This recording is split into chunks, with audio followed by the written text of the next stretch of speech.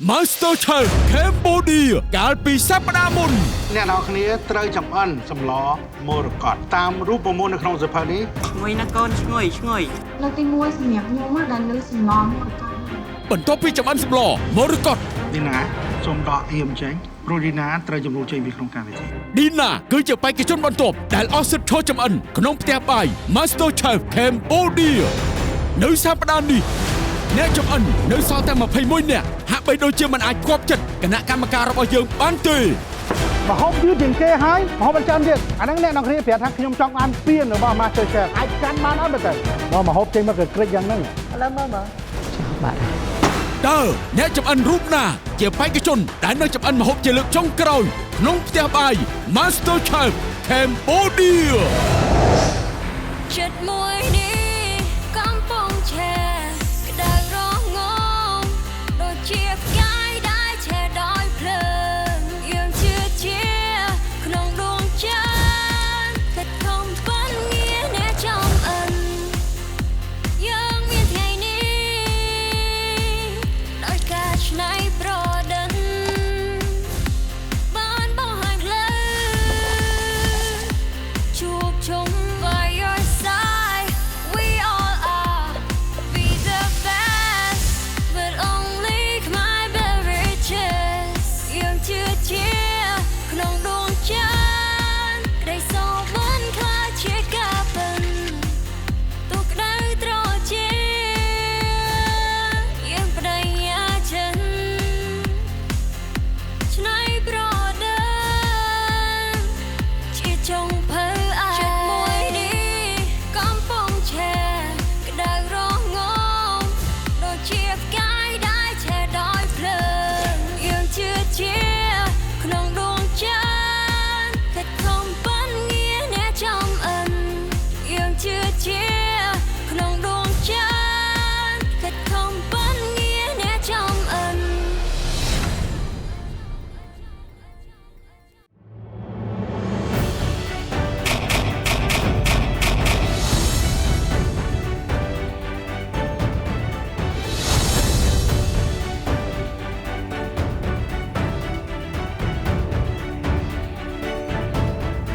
អញ្ចឹងចូលនៅក្នុងតែបាំង Master Chef ក្នុងវិញ្ញាសាថ្មីនេះមានអារម្មណ៍ថាដូចការត្រឡប់មកថ្ងៃថ្មីនិងការចាប់ផ្ដើមជីវិតថ្មីមួយទៀតនៅក្នុងការបំពេញបេសកកម្មនៅក្នុងផ្ទះបាយ Master Chef សូមស្វាគមន៍អ្នកស្រឡាញ់ការចម្អិនទាំង21នាក់របស់កម្មវិធី Master Chef Cambodia រដូវកាលទី3ដែលទទួលបានការឧបត្ថម្ភគាំទ្រកម្រិតគុណភាពដោយក្រុមហ៊ុន Khmer Beverages ជាក្រុមហ៊ុនវិនិយោគដោយសហគ្រិនខ្មែរមានផលិតផលគុណភាពខ្ពស់ Made in Cambodia តែរោងចក្រស្តង់ដារអន្តរជាតិប្រើប្រាស់គ្រឿងចាក់និងបច្ចេកទេសទំនើបចុងក្រោយបង្អស់ពីអាល្លឺម៉ង់និងគ្រឿងផ្សំល្អបំផុតពីសហគមន៍អឺរ៉ុបហើយជ័យលាភីនារដូវកាលនេះក៏នឹងទទួលបានទឹកប្រាក់រង្វាន់ចំនួន200លានរៀលស្មើនឹង$50,000ផងដែរពីក្រុមហ៊ុន Khmer Beverages ពីអ្នកចម្អិនតាមផ្ទះក្លាយជាបេក្ខជនរបស់កម្មវិធី Master Chef Cambodia អ្នកទាំងអស់គ្នាបានចំណាយពេលមួយរយៈពេលនៅក្នុងកម្មវិធីនេះហើយបានជួបការប្រកួតក៏ច្រើនណាស់ដែរអញ្ចឹងខ្ញុំគិតថាសមត្ថភាពនិងការយល់ដឹងពីការចម្អិនរបស់អ្នកទាំងអស់គ្នាក៏មានការផ្លាស់ប្ដូរផងដែរ William អ្វីជាការផ្លាស់ប្ដូរនៅក្នុងផ្ទះបាយមួយនេះអ្វីដែលជាការផ្លាស់ប្ដូរនៅក្នុងផ្ទះបាយមួយនេះគឺខ្ញុំបាន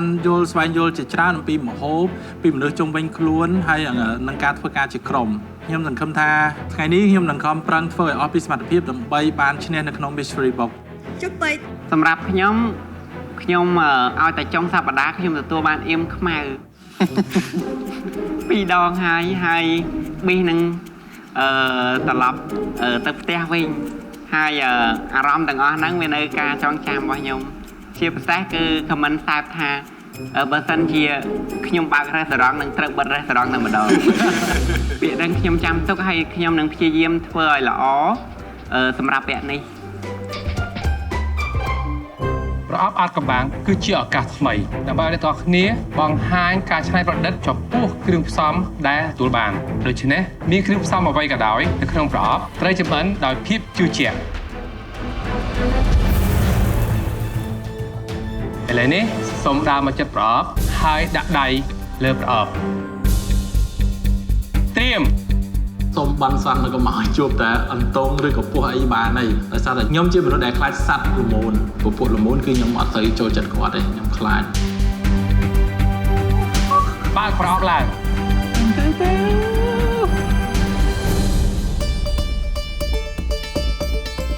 គ្រឿងផ្សំយើងមើលទៅដូចជាសាមញ្ញទេប៉ុន្តែអ្វីដែលសំខាន់គឺយើងអាចធ្វើឲ្យចាននឹងឲ្យសាមញ្ញបានតែយើងត្រូវធ្វើម៉េចឲ្យមានភាពលេចធ្លោនេះជាអ្វីដែលយើងកំពុងតែគិតបើអស់មកឃើញមានសាច់ជ្រូក3ជាន់ហើយនិងសាច់មាន់អញ្ចឹងមានអារម្មណ៍ថារៀងពេញចិត្តហើយមានការរំពឹងទុកខ្ពស់ទៅលើប្រអប់អានកំបាំងហ្នឹងអ្នកទាំងអស់គ្នាទទួលបានសាច់ជ្រូក3ជាន់និងផ្លូវមាន់ជាប្រូតេអ៊ីននិងគ្រឿងផ្សំដទៃទៀតដែលយើងទទួលបានពីផ្សារទំនើបជីបម៉ុងដូចជាកាខាណាសកាខាណាខៀវកូនពេញប៉ោះខ្ទឹមបារាំងការ៉ុតទំពាំងបារាំងក្រូចឆ្មាពណ៌លឿងខ្ញីឈើអែមកាច័ន្ទជីអង្កាមនិងស្រាបៀរ Cambodia Live អ្នកទាំងអស់គ្នាអាចជ្រើសរើសគ្រឿងផ្សំមួយណាក៏បានតែតាមការច្នៃប្រឌិតរបស់ខ្លួនសាច់3ជាន់គឺជាផ្នែកពោះរបស់ជ្រូកហើយវាគឺជាគ្រឿងផ្សំដែលគួរឲ្យចាប់អារម្មណ៍ព្រោះថាវាមានទាំងស្បែកមានទាំងសាច់ហើយនិងខ្លាញ់ផ្នែកទាំង3នេះបើយើងចម្អិនបានល្អវានឹងធ្វើឲ្យម្ហូបរបស់យើងកាន់តែមានរសជាតិឈ្ងុយឆ្ងាញ់មិនថាយើងយកទៅដុតយកទៅចៀនឬយកទៅស្ងោរនោះទេចំណែកឯភ្លើមាន់ក៏ជាផ្នែកមួយដែលពិសេសរបស់មាន់បើអ្នកនរគ្នាចម្អិនបានល្អវាមានរសជាតិឈ្ងុយឆ្ងាញ់ហើយជាទន់ដែលយើងហៅថា juicy នៅក្នុងសាច់មិនចាញ់សាច់ជ្រូក3ជាន់នោះទេនៅក្នុងវគ្គនេះខ្ញុំពិតជាចង់ឃើញស្នាដៃដែលលេចធ្លោហើយប្លែកបង្កើតចេញពីគ្រឿងផ្សំទាំងពីរមុខនេះហើយរយៈពេលនៃការចម្អិននោះគឺ40នាទី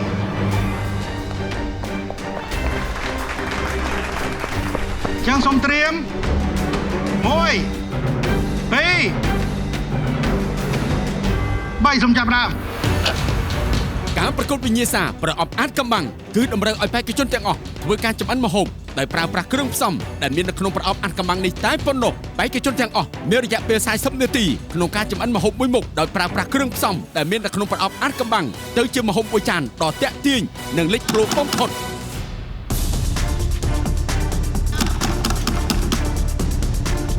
ទៅទៅនឹងគ្រឿងផ្សំមានដូចជាសាច់មាន់ហើយសាច់ជ្រូកខ្ញុំយកមកធ្វើជាមួយគ្នាគឺខ្ញុំយកសាច់ជ្រូកយកទៅចិញ្ចាំហើយញ៉ក់ចូលទៅក្នុងសាច់មាន់ហើយញ៉ាំជាមួយសាច់ជូរអែមសម្រាប់ខ្ញុំចង់យកឈ្នះខ្លួនឯងព្រោះខ្ញុំមិនដែលឈ្នះប្រអប់កំបាំងទេដូច្នេះហើយខ្ញុំពិតតែចង់ឈ្នះប្រអប់កំបាំងខ្លាំងមែនទែនក្នុងវគ្គនេះ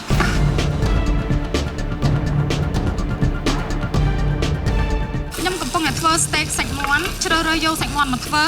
សម្រាប់សាច់ជ្រូកខ្ញុំអត់សូវមានជំនាញដូច្នេះខ្ញុំក៏ជ្រើសរើសយកតែសាច់មាន់ខ្ញុំមិនសូវសង្ឃឹមថានឹងអាចឈ្នះពួកគាត់ទេប៉ុន្តែខ្ញុំសង្ឃឹមថាខ្ញុំអាចនឹងតស៊ូជំនះនៅក្នុងវគ្គនេះដោយមិនអាចទៅផ្ទះនៅក្នុងវគ្គនឹងបានទេសម្រាប់គ្រឿងផ្សំគោហ្នឹងជា protein ហ្នឹងមានដូចជាសាច់ជ្រូក3ជាន់និងសាច់មាន់តើយើងគួរតែធ្វើម៉េចដែរសម្រាប់ខ្ញុំយើងមានវិធីចម្អិនច្រើនដែរទី1យើងយកភ្លៅមាន់ហ្នឹងចាfilet ប៉ុន្តែយើងដកឆ្អឹងចេញកុំឲ្យវាលហែកស្បែកមាន់ណាឲ្យនៅទាំងមូលបន្ទាប់មកទៀតយើងយកសាច់ជ្រូក3ជាន់ហ្នឹងបេះយកស្បែកចេញក៏ច្រាំហើយយើងលាយជាមួយគ្រឿងជាមួយបន្លែដែលយើងមានបាទញាត់ចូលហើយយើងយកទៅចំហុយបន្តិចទៅហើយយើងមានជីមានអីយើងអាចធ្វើលក្ខណៈដូចខ្ញុំបន្តិចទៅធ្វើទឹកត្រីជូរអែមញ៉ាំជាមួយបានអាចបានមួយទៀតគឺយកសាច់ជ្រូក3ជាន់ទៅប្រឡាក់គ្រឿងបាទហើយយកទៅខ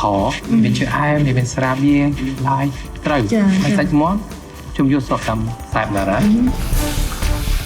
ខ្ញុំយកសាច់មាន់ហើយនិងសាច់ជ្រូក3ជាន់យកមកធ្វើជាលក្ខណៈខហើយបន្តមកទៀតខ្ញុំនឹងធ្វើពូរ៉េកាខាណាបន្ទាប់មកខ្ញុំរៀបចំចានដាក់នៅខាងក្រោមហើយសាច់មាន់ហ្នឹងខ្ញុំដាក់នៅខាងលើនិយាយទៅថ្ងៃនេះគឺខ្ញុំរងាស់ជាមួយនឹង Cambodia Beer ហើយការជឿជាក់ខ្ញុំជឿជាក់ 80% ខ្ញុំសង្ឃឹមថាខ្ញុំនឹងឈ្នះនៅក្នុង Mystery Box លើកនេះខ្ញុំនឹងព្យាយាមអស់សមត្ថភាពដើម្បីឈ្នះខ្ញុំចង់ឈ្នះឆ្នងយ៉ាងគេគឺអ្នកនៅខាងមុខខ្ញុំឯងអូនពេជ្រ you will be in danger ព្រោះអីគាត់ចង់តម្លាក់ខ្ញុំម្ដងហើយលើកនេះខ្ញុំត្រូវតែឈ្នះដើម្បីតម្លាក់គាត់ម្ដងខ្ញុំគិតថាពេជ្រគឺជាមនុស្សមួយដែលគាត់មានអំណួតគិតថាគាត់ខ្លាំងគិតថាខ្ញុំខ្សោយគឺខ្ញុំត្រូវតែប្រឹកព្រៀនយ៉ាងម៉េចមានភាពល្អិតល្អន់យ៉ាងម៉េចគឺដើម្បីឈ្នះពេជ្រឲ្យបាននៅក្នុងសប្តាហ៍នេះធ្វើ caramel chicken leg ជាមួយនឹងបន្លែដុតជាមួយនឹងការខាណាខៀវសហើយនឹងធ្វើ pesto ក៏ចំណុចពិសេសគឺយើងយកគ្រឿងផ្សំយកមកធ្វើឲ្យវាបានគ្រប់មុខហើយនឹងយើងច្នៃប្រឌិតវាឲ្យទៅជាខមួយដ៏ឈ្ងុយឆ្ងាញ់ស្ទះតែ Mr. William មួយបានហើយ ព្រោះថាខ្ញុំចង់តម្លាក់គាត់ឲ្យចេញពីផ្ទះបាន Master Chef កុំឲ្យគាត់ប្រកែអ៊ូទេមានអំនួតតែតែមួយហ្នឹងបានធ្លាក់ខ្ញុំមកចង់ឲ្យ Mr. William នឹងឡើងទៅលើកន្លែងសុខភាពឯងខ្ញុំចង់ឲ្យតែគាត់ធ្លាក់ឲ្យត្រឡប់ទៅផ្ទះវិញឯងឲ្យគាត់បោះអំនួតលើក្រោយឈប់អួតទៀត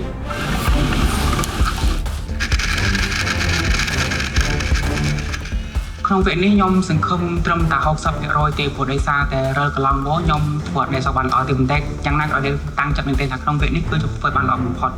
អ្នកទាំងអស់គ្នាយើងចំណាយពេលអស់15នាទីហើយត្រូវកាត់គូពីសាច់ឲ្យឆ្អិនល្អនិងការរៀបចំចានឲ្យបានល្អផងដែរសួស្តីឆេហ្វ ស្ដី ចា៎ អត់ធ្វើតែដូចទេ ខ្ញុំបានមាន balsamic មកមុខហើយដោយសារខ្ញុំយក lemon ដើម្បីជំនួសទឹកខ្មេះ chef ធ្វើជា balsamic sauce ហើយខ្ញុំនឹងព្យាយាមបន្លែមួយនេះខ្ញុំនឹងឆាវាដើម្បីញ៉ាំជាមួយ steak ធ្វើជាបន្លែរបស់ steak ហើយចុះសាច់ជ្រូកអត់ប្រើ សាច់ជ្រូកខ្ញុំអត់បានប្រើទេ chef ដោយសារតែខ្ញុំជ្រើសរើសយកសាច់មាន់ហើយខ្ញុំអត់ចង់ឲ្យមានខ្លាញ់ហើយនេះខ្ញុំកំពុងតែយកខ្លាញ់ចេញពីស្បែកមាន់ដើម្បីអត់ចង់ឲ្យ oily ខ្លាំងពេកហើយប៉ះពាល់ដល់សុខភាពរបស់គណៈកម្មការ ពណ៌ស្អាត ចា chef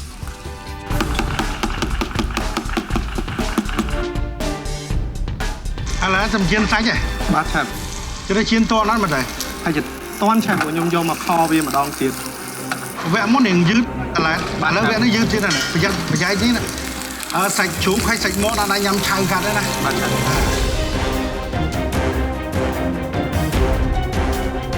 អូខេឥឡូវបន្ទាប់ពីយកមើលហើយថាតើគាត់មិនដែរ chef ខ្ញុំមើលដល់ live គាត់ដូចជាយឺតណាអ្នកផ្សេងទៀត chef អ្នកផ្សេងទៀតអ្នកខ្លះនៅតែយឺតមកហើយនៅក្នុងហ្នឹងក៏មានអ្នកដែលលេចធ្លោដែរមានអ្នកដែលឆ្នៃប្រឌិតមើលទៅការគិតរបស់គាត់គាត់ឡើងមកកម្រិតទៀតអូខេ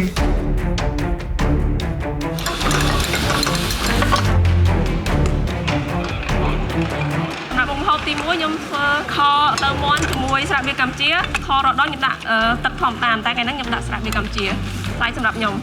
មុខម្ហូបហ្នឹងខ្ញុំមិនដែរធ្វើទេខ្ញុំធ្វើខធម្មតាហើយសាច់ជ្រូកបំពងក៏ខ្ញុំហូបជាមួយទឹកត្រីកោះកុង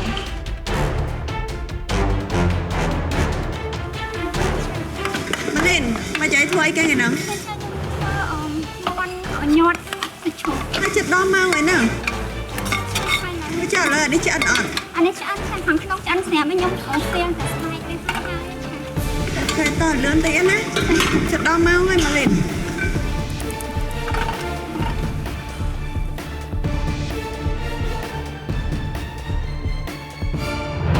អ្នកទាំងអស់គ្នាចំណាយពេលអស់25នាទីហើយ Yeah chef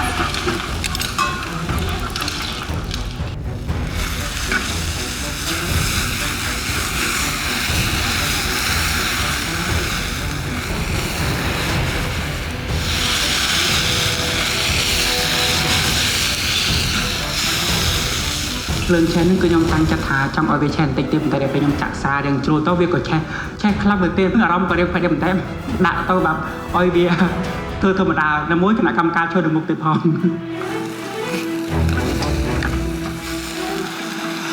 តំបន់អាចភ្លុកហាត់បឺម្ដងទៀតគីឡូឈ្ងៀមណាបាទឆាប់ហាត់បឺម្ដងទៀតមើលគីឡូឈ្ងៀមអត់រៀងឈ្ងៀមតិចឆាប់ខ្ញុំ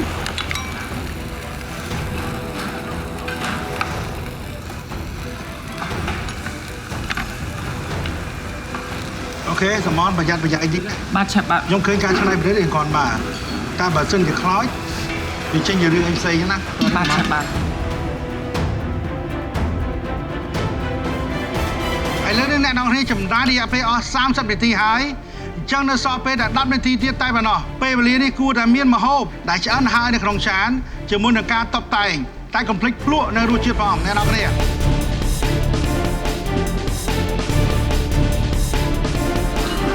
ហើយវីលៀម Yeah chef ខ្ញុំខខ្ញុំយកទៅ serve ជាមួយនឹង cauliflower puree ខ្ញុំ ថ្ងៃហ្នឹងវីលៀមអត់ឃើញពាក់វ៉ែនតាបាត់វ៉ែនតាបាត់វ៉ែនតាហើយទៅមកទៅដល់ពេលអញ្ចឹងទៅវារៀងស្វាងតិច chef តែអត់អីទេចាំមើលអត់អីទេបាទអត់អីនៅធ្វើបានចាប់ស្គរចេញអំបិលទេអត់ច្រឡំទេ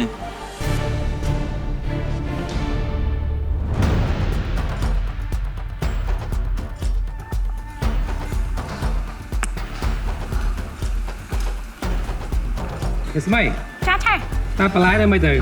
យើងត្រូវការអនាម័យដូចគ្នាណាសូមមកស្អាតអូខេសូមធ្វើតែអូខេ Master Chef Cambodia ស្មៃចាឆែកតាបន្លែនៅមិនទៅយើងត្រូវការអនាម័យដូចគ្នាណាសូមមកស្អាតអូខេសូមធ្វើតែអូខេចាឆែកអ្នកទាំងអស់គ្នាយើងនឹងសល់ពេល5នាទីទៀតទេរយៈពេលនេះគួរតែមានម្ហូបដាក់លើចានហើយឆៃរសជាតិលឺគាត់អ្នកទាំងអស់គ្នា Yes chef គឺខ្ញុំចង់ឈ្នះ Mr. William ដែលម្ហូបគាត់ហ្នឹងអត់ញ៉ាំខ្ញុំមែនតើខ្ញុំជឿជាក់ 100% ដែរថាពេជ្រមិនអាចទម្លាក់ខ្ញុំចេញពីកម្មវិធីនេះបានទាល់តែសោះមកកុំសូម្បីតែគិតអីសោះកុំ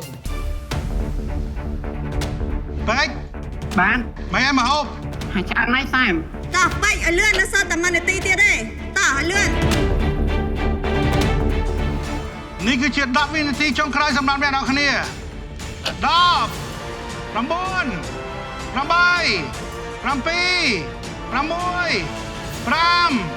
4 3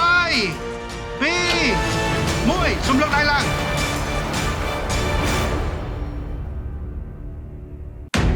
ការចំអិនត្រូវបានបញ្ចប់នៅពេលនេះគណៈកម្មការទាំង3កំពុងដើរពិនិត្យមើលម្ហូបរបស់បេក្ខជនទាំងអស់ដើម្បីស្វែងរកម្ហូបដែលទាក់ទាញនិងលេចធ្លោជាងគេ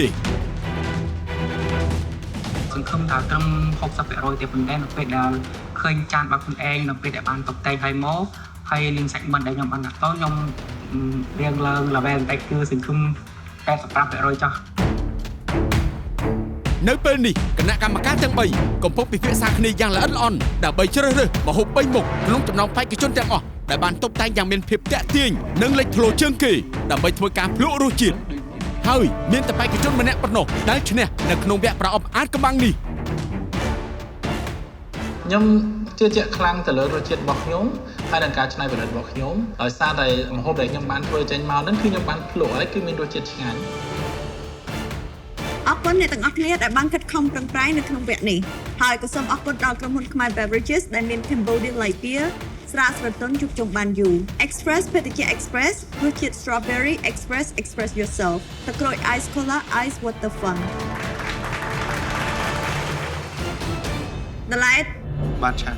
យល់យ៉ាងម៉េចដែរចំពោះមុខម្ហូបរបស់យើងមួយចានហ្នឹង ខ្ញុំយល់ថាសម្រាប់រសជាតិនិងការរៀបចំគឺខ្ញុំយកមកដាក់នៅនេះអស់ហើយគណៈកម្មការគាត់សួរមកកាន់ខ្ញុំរៀងភ័យដែរដោយសារខ្ញុំគិតថាប្រហែលជាឆៅទៀតដែរ ខ្ញុំយល់ថាមុខម្ហូបមួយចាននេះល្អមែនតើ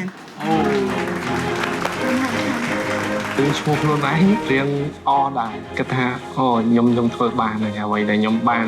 តាំងចិត្តថានឹងមិនធ្វើឲ្យវាឆៅទៀតទេឥឡូវខ្ញុំធ្វើបាន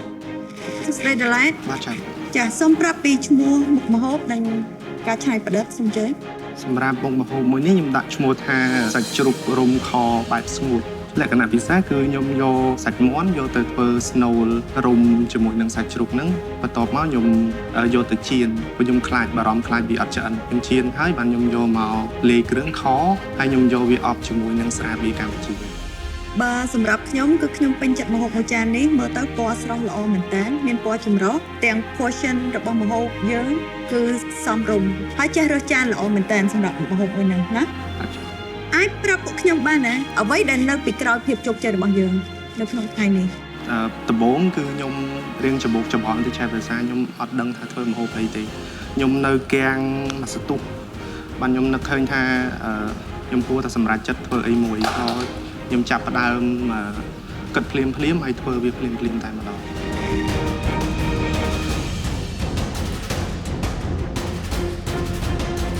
នេះក៏ដល់ដឹកឃើញចង់យកសាច់ជ្រូកទៅរុំជាមួយសាច់មាន់វិញអាចដោយសារតែការពិវៈមុនខ្ញុំធ្វើសាច់ជ្រូករុំចឹងដែរប៉ុន្តែឆៅតែខ្ញុំគិតថាខ្ញុំចង់ធ្វើម្ដងទៀតឲ្យវាឆ្អិនដើម្បីប៉ះបើការពិវៈមុនចឹង ចំពោះម្ហូបមួយនេះដល់ឡាត់ឆ្លាតនិយាយទៅសាច់មាន់ម៉ាស៊ីនកាលណាយើងចៀនឆ្អិនពេកវាខ្សោះតែពេលយើងយកសាច់ជ្រូកទៅរុំវាមានជាតិខ្លាញ់ណាពេលយើងចៀនចេញមកវាមានជាតិប្រេងទៅជាមួយសាច់មាន់វាធ្វើឲ្យសាច់ជ្រូកនឹងទន់សាច់មាន់ដែលយើងឆ្អិននេះក៏វានៅទន់ហើយវាមានជាតិសំណើមនៅក្នុងសាច់មាន់ ល្អ ពាក់ព័ន្ធជាមួយនឹងទឹកខ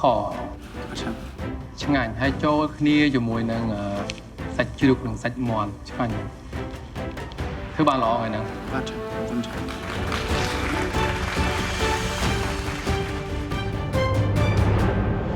ហើយបេក្ខជនដែលមានស្នាដៃលេចធ្លោម្នាក់ទៀតនោះគឺ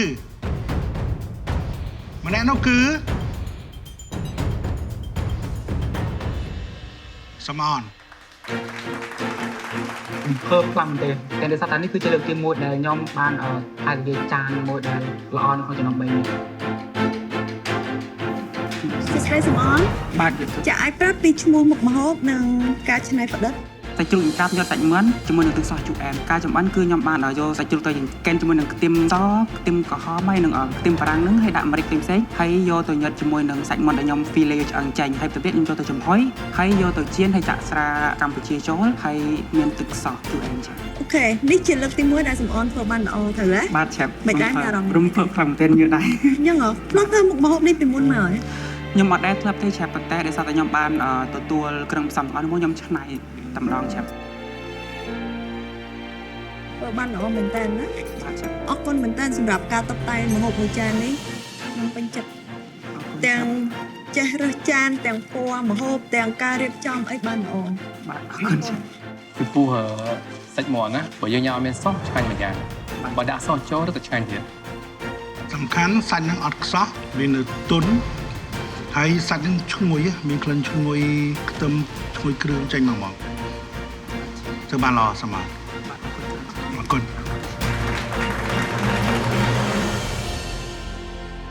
ចំពោះបេក្ខជនមួយរូបទៀតដែលលេចធ្លោនៅពេលនេះគឺ សម្រាប់ម្ហូបខ្ញុំគិតថាល្អជាងវាខ្ញុំដោយសារយើងមានសាឡាផងយើងមានបន្លែផងសាច់យើងនឹងទន់ហើយនឹងអែម ខ្ញុំចង់ផ្ដាំទៅពេចថាគុំរំពឹងខ្ពស់ពេកថានឹងអាចយកឈ្នះខ្ញុំនៅក្នុងកម្មវិធីនេះហើយក៏ខ្ញុំជឿជាក់ 100% ដែរថាពេចមិនអាចទម្លាក់ខ្ញុំចេញពីកម្មវិធីនេះបាន គឺ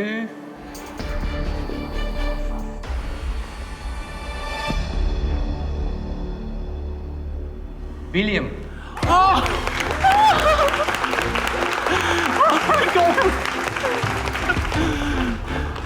I will kill you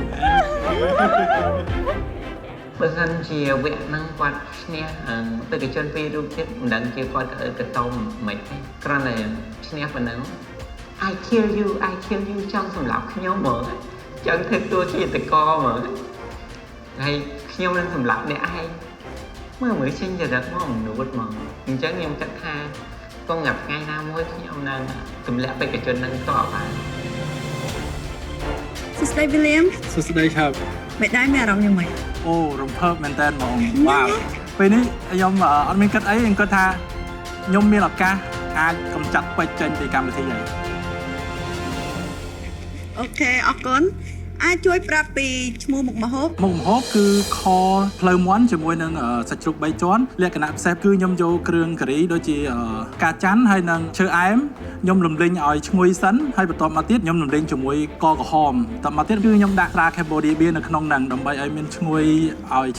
មានស្រាប្រហើរនៅក្នុងហ្នឹងអញ្ចឹងណាហើយមួយទៀតខ្ញុំញ៉ាំជាមួយនឹង cauliflower puree ដែលខ្ញុំ seasoning with salt ហើយនឹងក្រូចឆ្មា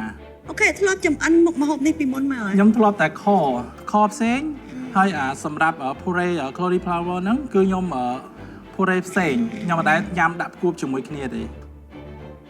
សម្រាប់ការតុបតែងក៏ខ្ញុំពេញចិត្តដែរណាចេះរើសចានចេះដាក់មុខម្ហូបអីសមស្របជាមួយគ្នា អរគុណច្រើន ចាអរគុណ សាច់ជ្រូកនេះទន់ល្អញ៉ាំជាមួយនឹងអាម៉េះការកណាសហ្នឹងបាទពូរ៉េហ្នឹងបាទឆ្ងាញ់វាចូលជាតិនេះល្អហើយបន្លែក៏ស្រស់បានល្អនិងពណ៌ខៀវឆ្ងាញ់ល្អឆ្ងាញ់ផ្លូវមាន់ក៏មានជាតិល្អបាទអរគុណ អរគុណថា អ្វីដែលសំខាន់គឺពូរ៉េណាល្មមឆ្ងាញ់តែត្រូវយើងគេនោះគឺជាមួយនឹងស្រាដែលយើងយកទៅខ Yes sir ប្រើគ្រឿងមកល្អថ្ងៃហ្នឹង Yes អរគុណ សូមសរសើរហ្នឹងថ្ងៃហ្នឹងណា បាទអរគុណ សូមជើញ Oh my god បន្ទាប់ពីគណៈកម្មការយកម្ហូបរបស់បេក្ខជន3នាក់រួចមកពេលនេះគណៈកម្មការទាំង3កំពុងតែពិភាក្សាគ្នាស្វែងរកម្ហូបដែលចម្អិនបានល្អជាងគេ បេក្ខជនដែលឈ្នះក្នុងវិញ្ញាសាប្រអប់អាថ៌កំបាំងនេះនឹងទទួលបានអត្ថប្រយោជន៍យ៉ាងសំខាន់នៅក្នុងការប្រកួតវិញ្ញាសាបន្ទាប់ ចាដឡែតសំអន បាទឆាប់ វិលៀម ចាឆាប់ ធ្វើបានល្អជាងគេនៅក្នុងការប្រកួតវគ្គនេះតើមានពាក្យពេចន៍អ្វីចង់និយាយទៅកាន់បេក្ខជនដទៃទៀតអត់ចាប់ផ្ដើមពីដឡែត សម្រាប់ខ្ញុំខ្ញុំមានមួយចំនួនចង់ផ្ញើទៅបងប្អូនទាំងអស់គ្នាឲ្យគាត់ខិតខំប្រឹងប្រែងរៀនកែពីកំហុសដែលយើងធ្លាប់ធ្វើព្យាយាមរៀនពីវាឲ្យបានច្រើនហើយយើងតាំងចិត្តធ្វើវាឲ្យបានល្អនៅពេលក្រោយឬក៏ពេលណាមួយ ចាអរគុណ បាទ សំអន សម្រាប់ខ្ញុំផ្ទាល់នេះគឺជាលើកទី1ដែលខ្ញុំបានឡើងមកជា top 3 ហើយខ្ញុំនិយាយរួមទៅខ្ញុំអត់ដែលបោះបង់ទៅតាំងពីដំបូងមកគឺខ្ញុំខិតខំរហូតដល់នេះហើយខ្ញុំចង់ប្រាប់ទៅពួកគាត់ទាំងអស់គ្នាថាខិតខំថ្ងៃណាមួយអាចនឹងមក top 3 ដូចខ្ញុំដែរ គុណ ចំពោះខ្ញុំតាំងពីដើមដល់ចប់រហូតដល់វគ្គអេពីសូតទី7ហ្នឹងគឺខ្ញុំអត់ទាន់បានធ្វើល្អនៅឡើយទេ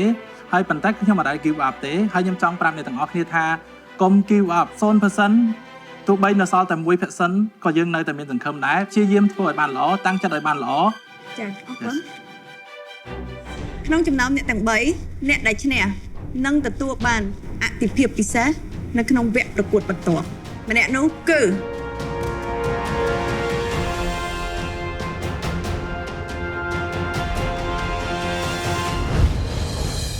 Master Chef Cambodia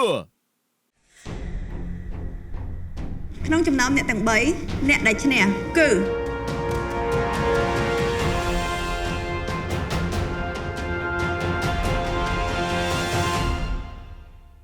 សំអន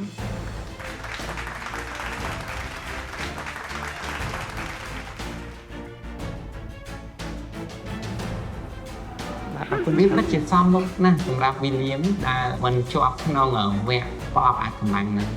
ព្រោះគាត់នឹងធ្វើនៅទឹកដៃអស់នៅឡើយវាអត់ទាន់ល្អវាអត់ទាន់ឲ្យមើលទៅថា perfect ទៅគួរឲ្យទៅសើគួរឲ្យស្ញប់ស្ញែងហើយបើសិនបេក្ខជននឹងជាប់ទេមិនដឹងជាអំនួតប៉ុណ្ណាទេនេះអត់ជាប់មកអំនួតប៉ុណ្ណឹងឯង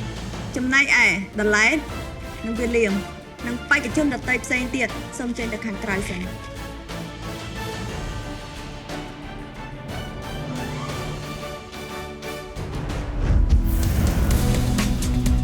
សំអនជាបេក្ខជនតែម្នាក់ដែលឈ្នះនៅក្នុងវិញ្ញាសាប្រអប់អាថ៌កំបាំងជាមួយនឹងការទទួលបានអត្ថប្រយោជន៍ដ៏សំខាន់នៅក្នុងវិញ្ញាសាម្ហូបថ្ងៃប្រឌិតនេះ សំអន បាទឆាប់ គ្រឿងផ្សំគោលថ្ងៃនេះសុទ្ធតែជាគ្រឿងសមុទ្រសំអនស្គាល់គ្រឿងសមុទ្រអស់អត់ ខ្ញុំស្គាល់អត់ទេចាប់តែស្គាល់បានតិចតួចដូចជាមានស្កាឡប់បង្កងក្រុមមឹកហើយនិងបង្កងនេះ ចំពោះសំអនវិញថាតើចង់បានគ្រឿងសមុទ្រប្រភេទណាសម្រាប់បេក្ខជនដទៃទៀត បើសម្រាប់ខ្ញុំចង់បានស្កាឡប់របស់ពួកគាត់ មូលហេតុ ខ្ញុំគិតថាស្កាឡប់ដូចអ្នកខ្លះអត់ដែលស្លាប់ចំអិនទេឆាប់ហើយស្កាឡប់ខ្ញុំគិតថាបើសិនជាយើងធ្វើឲ្យវា overcook គឺអត់ឆ្ងាញ់ទេអញ្ចឹងហើយគឺមានការប្រយ័ត្នក្នុងការចំអិនខ្លាំងមែនទែនបើសិនជាប្រភេទបង្កងឬមួយក៏មឹកពួកគាត់សុទ្ធតែស្គាល់ហើយពួកគាត់អាចចំអិនបានអញ្ចឹងចង់ដាក់ស្កាឡប់ឲ្យពួកគាត់ ចាអរគុណ បាទឆាប់ ដោយឡែកគ្រឿងផ្សំគោលរបស់យើងទី1នេះគឺ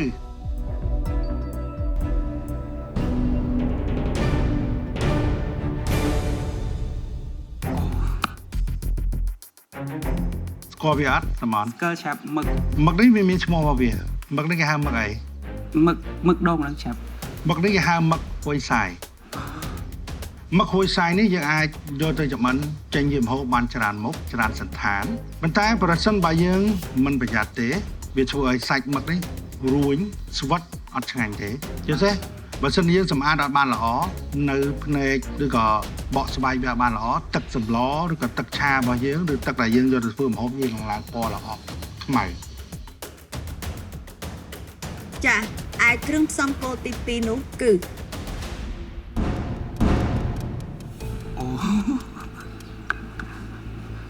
ស្គាល់វាអត់សមន ក្តាមថ្មឆាប់ ក្តាមថ្មវាមានរសជាតិឆ្ងាញ់នៅពេលដែលយើងចម្អិនវាបានល្អប៉ុន្តែវាពិបាកនៅក្នុងការសម្អាតនិងយកសាច់ចេញយកមកចម្អិនវាត្រូវការពេលវេលានិងបច្ចេកទេស ហើយគ្រឿងផ្សំគោលទី3គឺ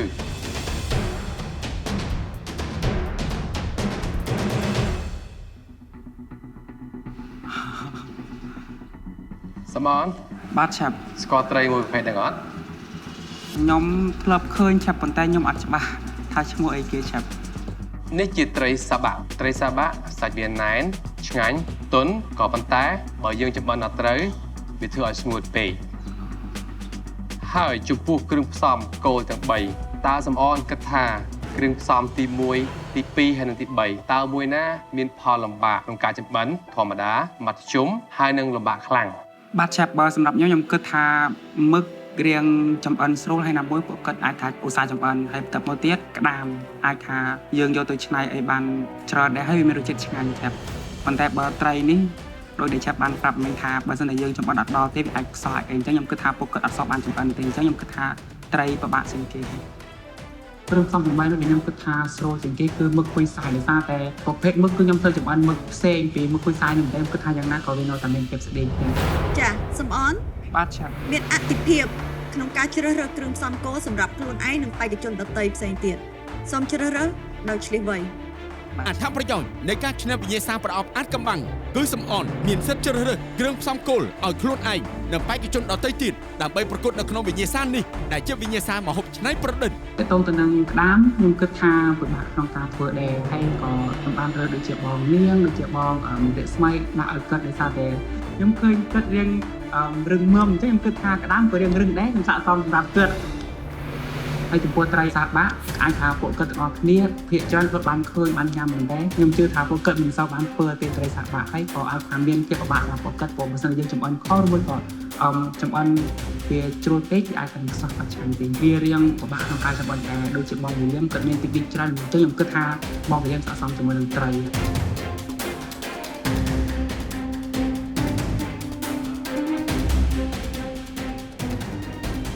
គិតទុកហ្មងថាបងសំអននឹងដាក់គ្រឿងផ្សំដែលពិបាកឲ្យខ្ញុំហ្មង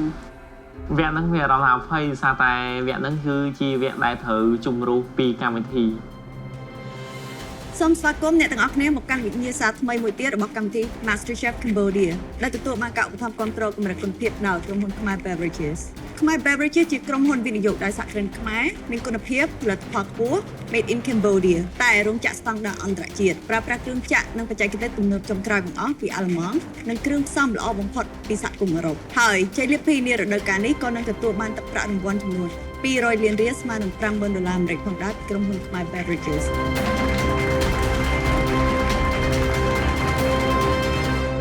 សម្រាប់វិញ្ញាសាថ្ងៃនេះយើងមានគ្រឿងផ្សំគោលដែលយកចេញពីសមុទ្រឬតំបន់ជុំវិញសមុទ្រសំអនអាចណែនាំពួកគាត់បាន បាទឆាប់ជំរាបសួរអ្នកទាំងអស់គ្នា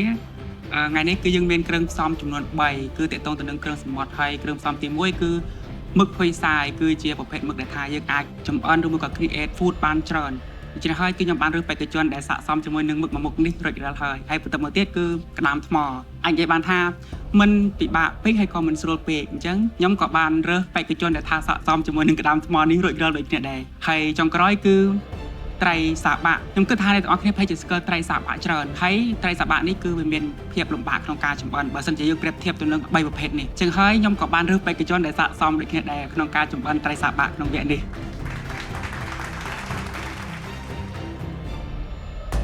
អ្វីដែលពិបាកជាងគេខ្ញុំគិតថាក្តាមថ្ម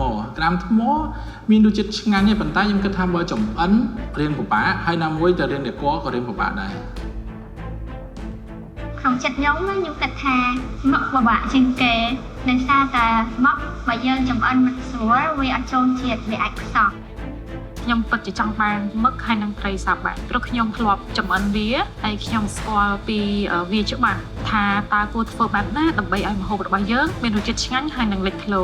សំអន បាទឆាប់ សំអននៅមានអតិភិបមួយទៀតដើម្បីទៅកន្លែងសុវត្ថិភាពប៉ុន្តែ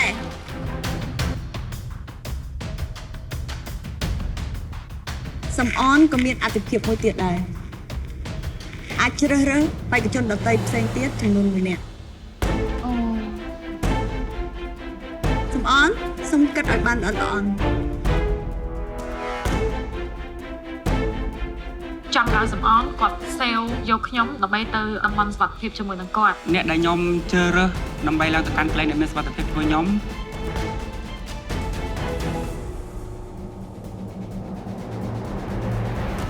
ខ្ញុំសូមជ្រើសរើសបងម៉ាលីន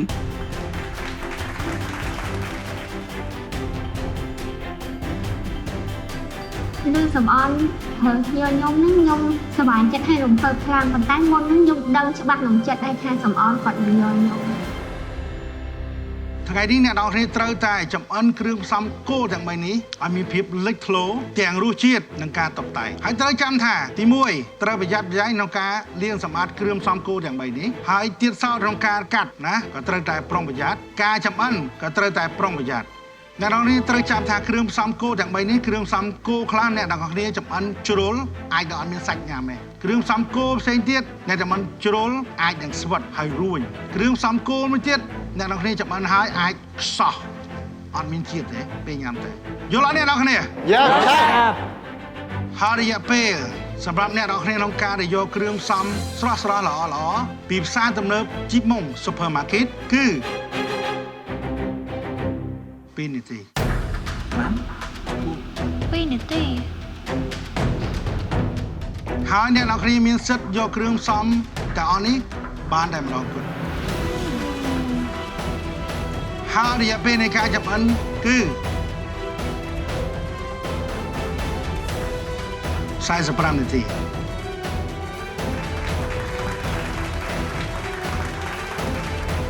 សូមត្រៀម1 2 3ចាប់ផ្ដើម Master Chef Cambodia សូមត្រៀម1 2 3ចាប់ផ្ដើម សមរភូមិប្រកួតចម្អិនម្ហូបផ្ទះបាយ Master Chef Cambodia បានចាប់ផ្ដើមទៀតហើយបេក្ខជនទាំងអស់មានរយៈពេល45នាទីក្នុងការចម្អិនម្ហូបមួយចានឲ្យមានភាពច្នៃប្រឌិតដោយប្រើប្រាស់គ្រឿងផ្សំគោលដែលបានកំណត់ដោយសំអនគាត់ឃើញថាខ្លួនឯងបានក្តាមភ្លាមគឺមានអារម្មណ៍ថាស្មុគមែនតើដោយសារតែអត់ដឹងថាត្រូវយកក្តាមហ្នឹងមកធ្វើជាម្ហូបអី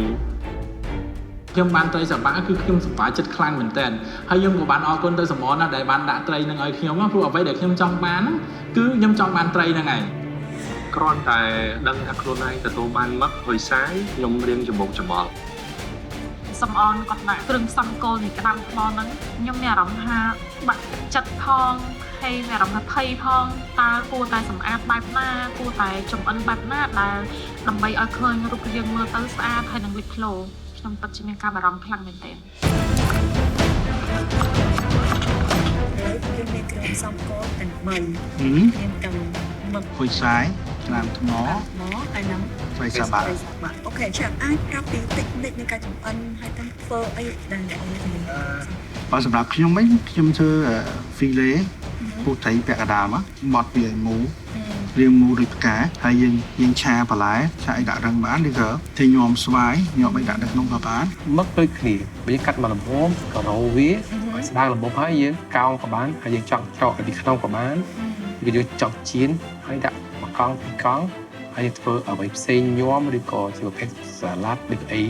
រុំក្នុងហ្នឹងចុកស្ដាមតាមធ្វើបានច្រើនក្តាមយើងឆាយើងអាចចំហុយបាទណាអូខេចាំមានចាំសិនណាជាមួយស្នាដៃពួកគាត់ណា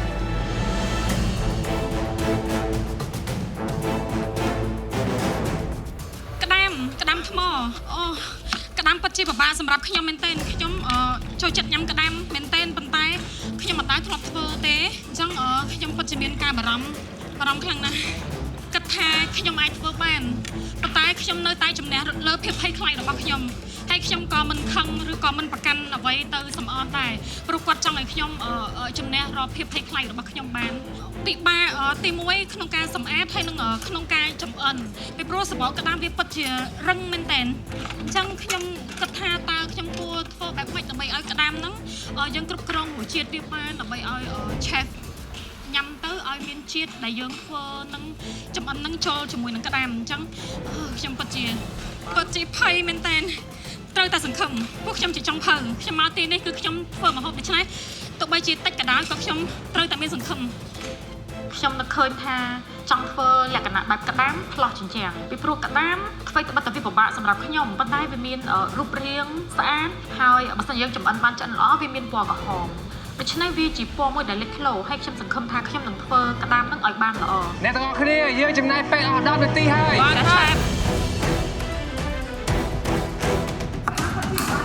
ខ្ញុំកំពុងតែ ចិត្តបន្លែដើម្បីញុកចូលទៅក្នុងមាត់ខ្ញុំគិតថាពិបាកដោយសារខ្ញុំអត់ដែរធ្លាប់ធ្វើម្ហូបនេះពីមុនមកទេខ្ញុំគិតថាគាត់ព្យាយាម challenge ខ្ញុំឲ្យខ្ញុំកាន់តែមានភាពស្វាហាប់នៅក្នុងការធ្វើបន្ថែមទៀតសង្ឃឹម 60% សិនខ្ញុំបានលើកខ្លះៗមឹកហ្នឹងបើយើងចម្អិនអត់ស្រួលវាអាចនឹងស្វិតទៀតប៉ុន្តែក៏ជាប្រភេទមឹកមួយដែលវាមានរសជាតិឆ្ងាញ់ដូចគ្នាខ្ញុំមើលហើយមើលទៅដូចតម្លៃយឺតមែនតើ ហើយសញ្ញាក៏យឺតទៀតបាទ សៃលាក់ហ្នឹងក៏មួយដែរ ហើយសញ្ញាមើលតែតំបាត់ធ្វើអីច្រើនណាស់អី ខ្ញុំអត់ទៅហ្មង បើថាគិតក៏ទៅជា គិតអីអត់ចាញ់ គាត់ដូចអត់មានអារម្មណ៍ថាមានជំនឿចិត្តក្នុងការចម្អិនគ្រឿងផ្សំទាំងអស់ហ្នឹងមើលទៅដូចមិនទេ Chef មើលតម្លៃគាត់យឺតពេកអញ្ចឹងគ្រឿងក្នុងគាត់នេះឆ្អិនណាអាគ្រឿង តែពិតឃើញគាត់ដូចជាដាក់មីសួរហើយមានបន្លែមាន ខ្លាចតែអត់ឆ្អិន ខ្ញុំឃើញមានត្រាវទៀតណាហើយធម្មតាបើត្រាវ ចំណាយពេលយូរទៅលើ Chef បាទតែបើគាត់កាត់ចឹងនៅពិតបើគាត់ស្រុះបន្តិចហើយឬក៏គាត់បំពងបន្តិចហើយចាប់ដាក់ចូលនៅក្នុងមីសួរហើយមីសួរហ្នឹងឲ្យប្រកាសថាទុនណាឆ្អិនណាឬបើគាត់ខ្លាចនេះគឺគាត់គួរតែឆាអញ្ចឹង សៃនាងវិញ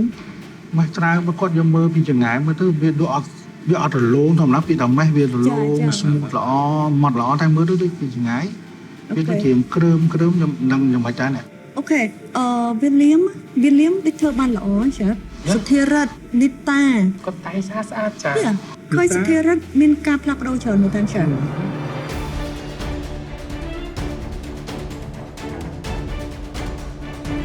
ថ្ងៃនេះខ្ញុំបានគ្រឿងផ្សំគោលគឺត្រីសាបាក់ហើយខ្ញុំគិតថាអ្វីដែលសំអនដាក់ឲ្យខ្ញុំគឺពិតជាត្រូវចិត្តខ្ញុំមែនតើព្រោះអីខ្ញុំចង់បានត្រីសាបាក់ហ្នឹងព្រោះអីក្នុងចំណោមគ្រឿងសមុទ្រខ្ញុំអត់សូវចូលចិត្តគ្រឿងសមុទ្រទេអញ្ចឹងខ្ញុំបានត្រីសាបាក់គឺខ្ញុំសប្បាយចិត្តមែនតើហើយមុខម្ហូបដែលខ្ញុំធ្វើថ្ងៃនេះគឺខ្ញុំយកទៅឆាជូរអែមព្រោះសំអនដែលគាត់ចង់សម្រាប់ខ្ញុំដែលគិតថាត្រីសាបាក់ពិបាកជាងគេគឺប្រកាសជាគិតខុសហើយ không sai được sai mà con này បងវិលៀមគឺខ្ញុំដើរចិត្តគាត់អត់ត្រូវទេហើយមុំឡើយនេះថាដាក់អត្រីនឹងទៅដើម្បីថាខ្ញុំចាត់ខ្ញុំចង់ប៉ុន្តែគេចាត់អត់ថានេះគាត់ថាត្រីនេះដាក់មកគឺអរគុណខ្ញុំវិញខ្ញុំចាំម្ដង អ្នកទាំងអស់គ្នាយើងចំណាយពេលអស់20នាទីហើយឲ្យលឿន ខ្ញុំយកត្រីសាបាក់នេះចំហុយមួយទឹកស៊ីអ៊ីវហើយផ្សំជាមួយនឹងសាឡាតហើយនឹងខ្ញីយើងហ្នឹងដាក់កូនលក្រៃឲ្យឈ្ងុយនេះគឺជាគ្រឿងផ្សំរបស់ខ្ញុំដាំវាឈ្ងុយហើយមានឈើអែមមានផ្កាច័ន្ទអីហ្នឹងចង់ឲ្យជាប់គឺឲ្យនាងឧត្តមឲ្យគាត់ទៅទៀតព្រោះគាត់ជាមនុស្សល្អជាពេទ្យមានសិលធម៌សង្ស័យតែមានគិតអីផ្សេងពីលើពីហ្នឹងមែនអត់គ្រាន់បើយើងពេទ្យនៅខាងក្រោយអញ្ចឹងណាពេទ្យនៅខាងក្រោយជួយចិត្តញាស់ក្មេងចង់ឲ្យវិលៀមធ្លាក់មិនអាចទេពេជ្រតែព្រោះគ្នាទៀត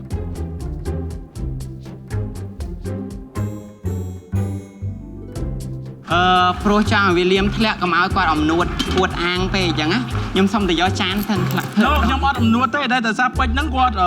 តែងតែនិយាយថាខ្ញុំហ្នឹងអត់ចេះធ្វើអីអញ្ចឹងខ្ញុំចង់ឲ្យគាត់ធ្លាក់ខំពេក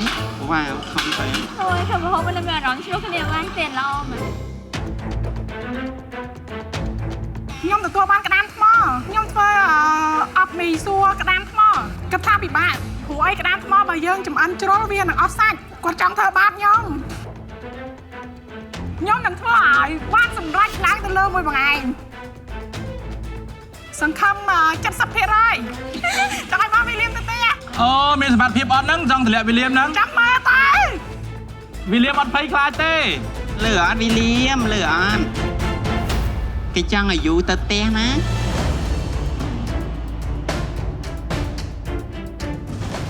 នេះថាធ្វើអីសម្រាប់ថ្ងៃនេះខ្ញុំធ្វើត្រីសាបាក់អប់មួយទឹកស៊ីអ៊ីវឆាត្រីសាបាក់ចំហុយឬក៏អប់ហើយខ្ញុំធ្វើទឹកសូសទឹកស៊ីអ៊ីវសម្រាប់ស្រូបពីលើកាលនេះចំហុយយូរនៅប្រហែលជា20នាទីឆាកុំ20នាទីយូរណាមិនយកលៃលោកយកវាចេញឲ្យហើយវាក៏បាត់ភ្លើងឆាព្រោះត្រីកាលណាយើងចំអិនជ្រុលពេកសោះអត់ញ៉ាំឲ្យជាតិទេធ្វើនេះសិនទៅមកទៅឲ្យសោះចិត្តសោះទឹកអ៊ីវវិលៀមចាឆាប់ធ្វើគេថ្ងៃហ្នឹងថ្ងៃនេះខ្ញុំធ្វើត្រីសាបាក់ឆាជូរអែមអូខេ ដោយសារត្រីសបាហ្នឹងគឺខ្ញុំចង់បានតែដោយសារខ្ញុំអត់ចូលចិត្តញ៉ាំគ្រឿងសមុទ្រខ្ញុំធ្លាប់ចម្អិនអាហ្នឹងហើយខ្ញុំធ្លាប់ញ៉ាំអាហ្នឹងអញ្ចឹងខ្ញុំអរគុណសមដែលបានដាក់ហ្នឹងឲ្យខ្ញុំឥឡូវគឺខ្ញុំរួចរាល់ហើយខ្ញុំនៅចំតែរៀបចំដាក់ចានទេអូខេយ៉ាឆាប់អត់ល្អណាល្អហើយយើងចិត្តដល់មកអញ្ចឹងចិត្តរៀបចំដាក់ចានយ៉ាឆាប់អូខេយ៉ាឆាប់ហើយចូលរសជាតិអីគ្រប់អស់នៅរសជាតិគ្រប់អស់ហើយគឺខ្ញុំមានទាំងសម្រាប់ដេកូអីគឺខ្ញុំមានដូចអស់ហើយនៅចាំតែរៀបចំដាក់ចានទេឆាប់អូខេអរគុណ Yes thank you ឆាប់ពេលវេលាសម្រាប់អ្នកនរគ្នាឥឡូវនេះសល់ពេលតែ10នាទីទៀតតែប៉ុណ្ណោះសូមញ៉ាំរស់ឡើងភ្លក់ម្ហូបឡើងវិញហើយគិតថាយើងគួរតែប្រើប្រាស់ជាមួយចានណាដែលត្រូវជាមួយនឹងម្ហូបរបស់យើងជាមួយនឹងការតុបតែងម្ហូបដ៏អស្ចារ្យនេះក៏ពណ៌ស្អាតចឹងខ្ញុំសង្ឃឹមថារសជាតិដែលខ្ញុំបានធ្វើទាំងការចម្អិនទាំងការសម្អាតក្តាមខ្ញុំជឿជាក់លើខ្លួនឯងពីព្រោះអីខ្ញុំចំណាយពេលសម្អាតក្តាមគឺបានល្អមែនទែនខ្ញុំព្យាយាមកាត់យកចំណុចដែលកខ្វក់នៃក្តាមចេញខ្ញុំសង្ឃឹមថាចំណុចតិចតួចមួយនេះអាចសង្គ្រោះខ្ញុំឲ្យឆ្លងផុតពីវគ្គនេះឥឡូវនេះអ្នកនរគ្នាសល់ពេលតែ3នាទីទៀតតែប៉ុណ្ណោះពេលវេលានេះគឺជាពេលវេលាដែលមានម្ហូបនៅក្នុងចានជាមួយនឹងការតុបតែងដ៏ល្អបំផុតបាទចំពោះមុខម្ហូបនេះគឺខ្ញុំគិតថាធ្វើបានល្អមែនទែនជាពិសេសខ្ញុំពេញចិត្តទៅលើការដេកូហើយនិងរសជាតិរបស់ខ្ញុំអាចគ្រប់គ្រងពេលវេលាបានគ្រប់គ្រងទាំងរសជាតិហើយនិងការដេកូខ្ញុំគិតថាម្ហូបអាចារ្យនេះគឺខ្ញុំពេញចិត្តខ្លួនឯងមែនទែនពេញចិត្តខ្លាំងមែនទែនអ្នកទាំងអស់គ្នានៅពេលនេះយើងសល់ពេលតែ1នាទីទៀតទេហើយក៏ជានាទីចុងក្រោយដែលម្ហូបទាំងអស់ត្រូវតែនៅក្នុងចានហើយរៀបចំឲ្យបានស្អាតឆែករសជាតិមុននឹងយកមកដាក់ជូនគណៈកម្មការលើកអត់ទេទាំងអស់គ្នាចា៎បាទនេះគឺជា10វិនាទីចុងក្រោយសម្រាប់អ្នកនរគ្នា10 9 8 7 6 5 4 3 2 1សូមលឹកដៃឡើង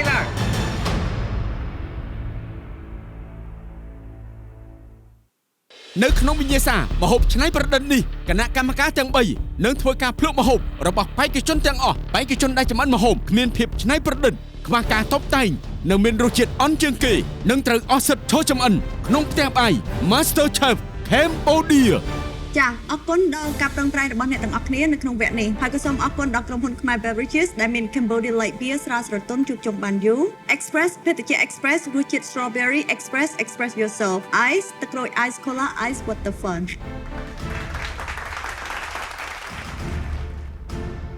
យើងនឹងចាប់ផ្ដើមពីរស្មី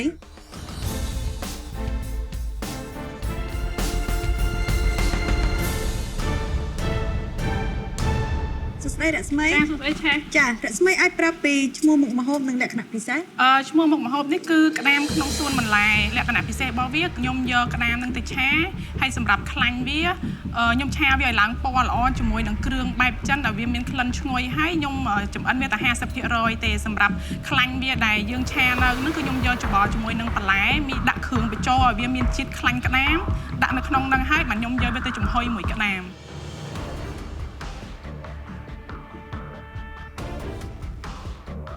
សម្រាប់ញោមក្តាមមសួរនេះបើញោមញ៉ាំសាច់ក្តាមហើយមសួរវាប្រៃចាឆាអញ្ចឹងបើយើងដាក់ទឹកត្រីចូលទៀតវារឹតតែប្រៃចាឆាថ្ងៃក្រោយតែស្មីមុនច្បល់វាបន្ថយគ្រឿងបន្តិចចាឆាតែនេះរសជាតិវាប្រៃសុទ្ធពួកគ្រឿងផ្សំដែលយើងយកបានមកកូនហើយណាជាគិតតាំងពីដំបូងទៅពេលឲ្យនៅធ្វើបាច់ឲ្យបានល្អយើងក៏រំពឹងលើគ្រឿងមួយគ្រឿងពីរអរគុណចាឆាអរគុណអរដងខ្ញុំជឿជាក់លើរសជាតិនៃម្ហូបរបស់ខ្ញុំហ្នឹងគឺ 70% ដោយសារតែមុខម្ហូបមួយហ្នឹងគឺមានអារម្មណ៍ថាមានឈ្ងុយក្លិនខ្ទិះហើយញ៉ាំទៅមានរសជាតិប្រៃផ្អែមនៅក្នុងហ្នឹងអញ្ចឹងគិតថាម្ហូបមួយហ្នឹងគឺគណៈកម្មការនឹងពេញចិត្តម្ហូបមួយហ្នឹងគឺឆាខ្ទិះក្តាមហើយលក្ខណៈពិសេសវាគឺក្តាមហ្នឹងមានក្លិនខ្ទិះឈ្ងុយនៅក្នុងហ្នឹងហើយមានរសជាតិប្រៃផ្អែមនៅក្នុងហ្នឹងថែមទៀតឃើញឧត្តមទទួលបានគ្រឿងផ្សំគោជាក្តាមគ្រឿងផ្សំគោទាំងអស់នៅនេះសុទ្ធតែជារបស់ដែលមានតម្លៃប៉ុន្តែពេលដែលឧត្តមដាក់មកក្នុងចានតុបតែងវាមើលមកតិចពេកវាតិចមែនតើអូខេជួយប្រាប់ពីអត្ថន័យនៃការតុបតែងម្ហូបមួយចាននេះ ម្ហូបហ្នឹងគឺខ្ញុំអត់បានតុបតែងឲ្យច្រើនទេឆេបដោយសារតែពេលដែលខ្ញុំធ្វើហើយហ្នឹងគឺដល់នាទីអញ្ចឹងទៅខ្ញុំក៏ដួសសាច់ក្តាមហ្នឹងដាក់ធម្មតាតាមធម្មតាគិតថាយើងធ្វើបានល្អណាស់ខ្ញុំគិតថាអត់តាន់បានល្អ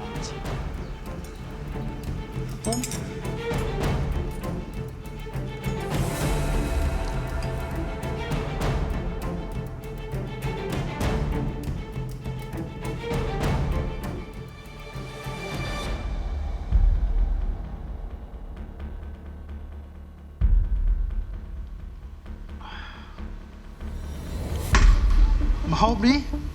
ថាបរិយាស្មីប្រៃបោះឯងប្រៃយើងបរិយាស្មីទៀតឯងខ្ជិះជីម្ហូបមែនតើក្តាមមកក្បាលយកទៅរបស់ដែលសំខាន់ឯងដាក់មកដូចតាគៀបឯងតែបិទគួរតែមានមកម្ហូបក្តាមមកក្បាលចេញមកមានតែ2ដុំចាតោះនេះដងម្ហូបនោះអត់មានអត្តន័យអីទាំងអស់គាត់ជួយឲ្យដួសដាក់ចានមកតម្រង់ខ្លួនឯងឲ្យខ្លាចជា chef ជាចុងភៅម្នាក់មិនមែនជាអ្នកដែលធ្វើម្ហូបតាមផ្ទះទៀតទេរំលឹកឲ្យរំលឹកទៀតតាំងពីមុនចាប់ផ្ដើមនៃការប្រកួតគេត្រូវចេះលេងពេលវេលាតាំងពីចាប់ផ្ដើមឯងចាប់ផ្ដើមធ្វើអីក្តាមខ្ទិះចាប់ផ្ដើមធ្វើអីមុនដំបូងបុកគ្រឿងហើយបុកគ្រឿងចំណាយរយៈពេលប្រហែលខ្ញុំឲ្យរយៈពេលទាំងអស់គ្នា45នាទីទៅគិតថាគ្រឿងចំណាយពេលในការធ្វើគ្រឿងប្រហែលនាទីចំអិនប្រហែលនាទីហើយរៀបចំដាក់ចានប្រហែលនាទីមិនមែនធ្វើឲ្យទៅរួចពីដៃយើងទេម្នាក់ខ្ញុំឃើញគ្រប់គ្នាអត់មានយកអារម្មណ៍យកការគិតទេអាហ្នឹងអ្នកនរគ្នាប្រាប់ថាខ្ញុំចង់ឈ្នះខ្ញុំចង់បានពានរបស់ Master Chef អាចកាន់បានអត់បើធ្វើចរិតបែបណាម្នាក់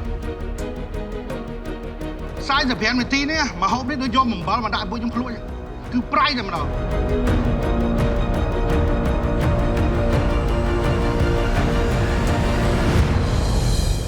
Master Chef Cambodia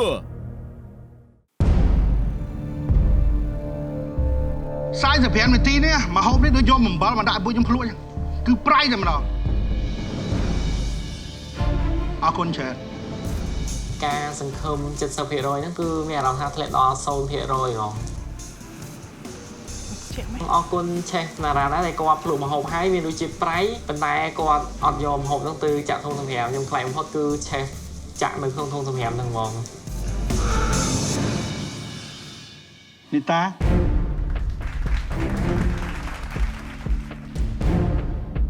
ម្ហូបនេះមានឈ្មោះថាអបត្រីសម្បាក់បែបស្រុកស្រែលក្ខណៈពិសេសរបស់វាសាច់ត្រីមានក្លិនឈ្ងុយដែលអបចេញពីគល់ស្ក្រៃរំដេងទឹកក្រូចសើចខ្ញីអូជីបន្ស៊ុយការចម្អិនត្រីសម្បាក់នេះដំបូងខ្ញុំយកវាទៅហ្វីលេហើយប្រឡាក់គ្រឿងជាមួយម្សៅស៊ុបបន្តិចម្រេចបន្តិចហើយដាក់គល់ស្ក្រៃខ្ញី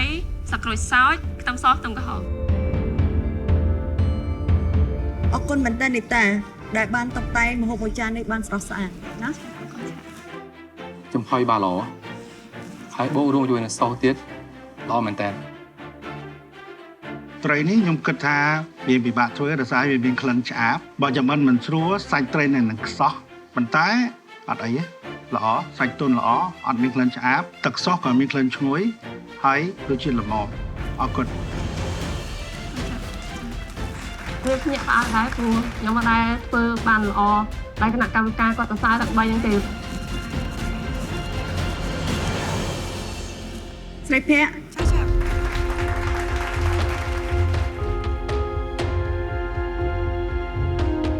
រម្ហូបនេះមានឈ្មោះថាស៊ុបក្តាមកៅស៊ីងចំណុចពិសេសខ្ញុំបានធ្វើខុសពីនៅផ្ទះដោយសារខ្ញុំយកខ្លាញ់ក្តាមហើយនឹងសាច់ក្តាមមួយចំនួនយកទៅឆាជាមួយនឹងដើមខ្ទឹមខ្យល់ហើយនឹងគ្រឿងផ្សំចិនមួយចំនួនជាមួយនឹងបត្រាហើយនឹងមើមយិនសិនរំងាស់ជាមួយគ្នាចា៎ចំពោះស៊ុបនេះទី1បើចង់ឲ្យប្រសើរយ៉ាងនេះឆ្ងាញ់យ៉ាងនេះគួរតែមានបន្ថែមស្រាចិនចូលក្នុងបន្តិចអូចា៎ពេលល្ងបន្តិចណាចា៎អរគុណចា៎วันนี้ម្ហូបខ្ញុំនេះគឺឆាក្តាមអប់ពងមាន់លក្ខណៈពិសេសរបស់ម្ហូបនេះគ្រឿងសមុទ្រចំពោះខ្ញុំគ្រួសារខ្ញុំខ្ជិលបំផុតព្រោះកូនខ្ញុំចូលចិត្តក្តាមតែខ្ញុំត្រូវចំណាយពេលនាំគាត់ញ៉ាំហើយខ្ញុំលែងចង់ញ៉ាំព្រោះត្រូវបក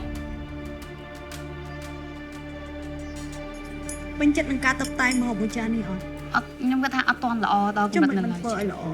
ខ្ញុំចំណាយពេលវាយយកសាច់ក្តាមចេញហើយក៏ដល់ម៉ោង45នាទីដែលខ្ញុំដាក់ឲ្យចម្អិន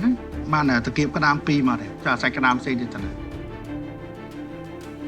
ខ្ញុំពោះចាខ្ញុំទុកនៅជាមួយគ្នាទេខាងនោះប៉ុន្តែខ្ញុំគិតថាខ្ញុំចង់រើសផ្នែកដែលល្អជាងគេដាក់នៅចានឲ្យឆេះពីព្រោះតាគៀបទាំងពីរគឺជាកន្លែងដែលធ្លាប់បបពិសោធន៍ខ្ញុំអត់ធ្លាប់ធ្វើម្ហូបនេះទេប៉ុន្តែខ្ញុំធ្លាប់ញ៉ាំសាច់ក្តាមកន្លែងតាគៀបទាំងពីរគឺជាកន្លែងដែលឆ្ងាញ់ជាងគេនៃក្តាម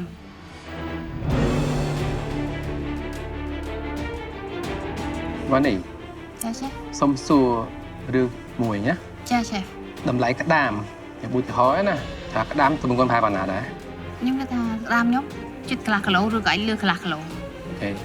ក្តាមតាមមើលតាគៀបហ្នឹងហើយនឹងប៉ុណ្ណឹងមិនតិចជាង7ខាំទេបើយើងគិតពីតម្លៃលក់វិញហើយនឹងតម្លៃចំណាយហើយយើងលក់តើប៉ុណ្នេះគាត់ថាអាចលក់ប្រហែលដែរក្នុងមួយចានបើយើងដាក់តែតាគៀប2បែបហ្នឹង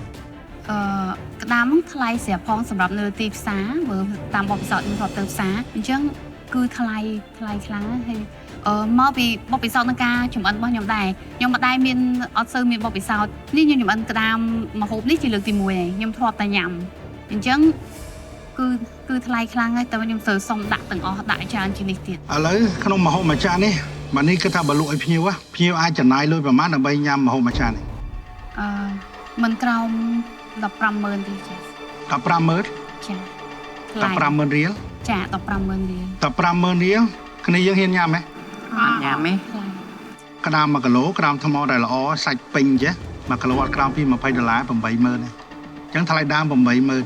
ហើយយើងលក់ 15,000 លក់ត្រូវទេប៉ុន្តែសំខាន់ម្ហូបយើងដាក់ប៉ុណ្្នឹងមានគេហ៊ានញ៉ាំអត់ 15,000 វ៉ានេះចំពោះរសជាតិនៅឆ្ងាយពីតម្លៃដូចគ្នាអត់មានមែនអីផ្សេងមកបញ្ជួយឲ្យសាច់មួយចាននេះមើលទៅវ៉ាវដូចជាមានតែសាច់តាគៀប2បូករួមគ្រឿងតិចតួចមកវាបន្ទាប់បន្សំវាតិចមែនតែនសង្ឃឹមថាថ្ងៃក្រោយជួយយើងគិតធ្វើបានល្អឲ្យសមនឹងបរិមាណឲ្យសមនឹងអ្វីយើងប្រើក្នុងមួយចានឲ្យវា balance គ្នាឲ្យមានរសជាតិ ចាអរគុណ ចា សាឡា បាទ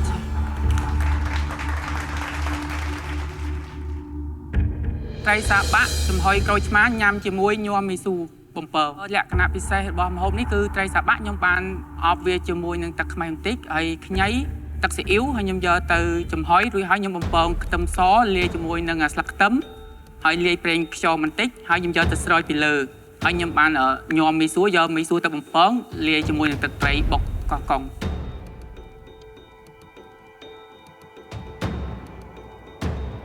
សាឡា បាទចា អ្វីដៃរបស់សាឡាដាក់ទឹកដៃមួយខ្ញុំគិតថាគួរតែរីកចម្រើនបន្ទាប់ពីយើងធ្វើបានល្អពីវគ្គមុនមកវគ្គក្រោយៗយើងគួរតែរីកចម្រើនព្រោះយើងយល់ដឹងកាន់តែច្រើនហើយត្រូវហ៎បាទដូចអ្នកទាំងអស់គ្នាអញ្ចឹងហេតុអីក៏ម្ដងធ្លាក់ម្ដងឡើងបើយើងធ្វើបានល្អហេតុអីមិនខំប្រឹងឡើងឲ្យកាន់តែលើនឹងទៅទៀតត្រូវហ៎ គួរតែមានការច្នៃប្រឌិតឲ្យបានច្រើនជាងនឹងទៀត បាទ ហើយនឹងការតុបតែងចានឲ្យមើលទៅវ៉ាវ អូខេអរគុណ ស្រីនាង នៃសង្ឃឹមគឺសង្ឃឹមនៅលើរសជាតិ 35% ខ្ញុំសង្ឃឹមថារសជាតិដែលខ្ញុំបានធ្វើទាំងការចម្អិនទាំងការសម្អាតក្តាមខ្ញុំជឿជាក់លើខ្លួនឯង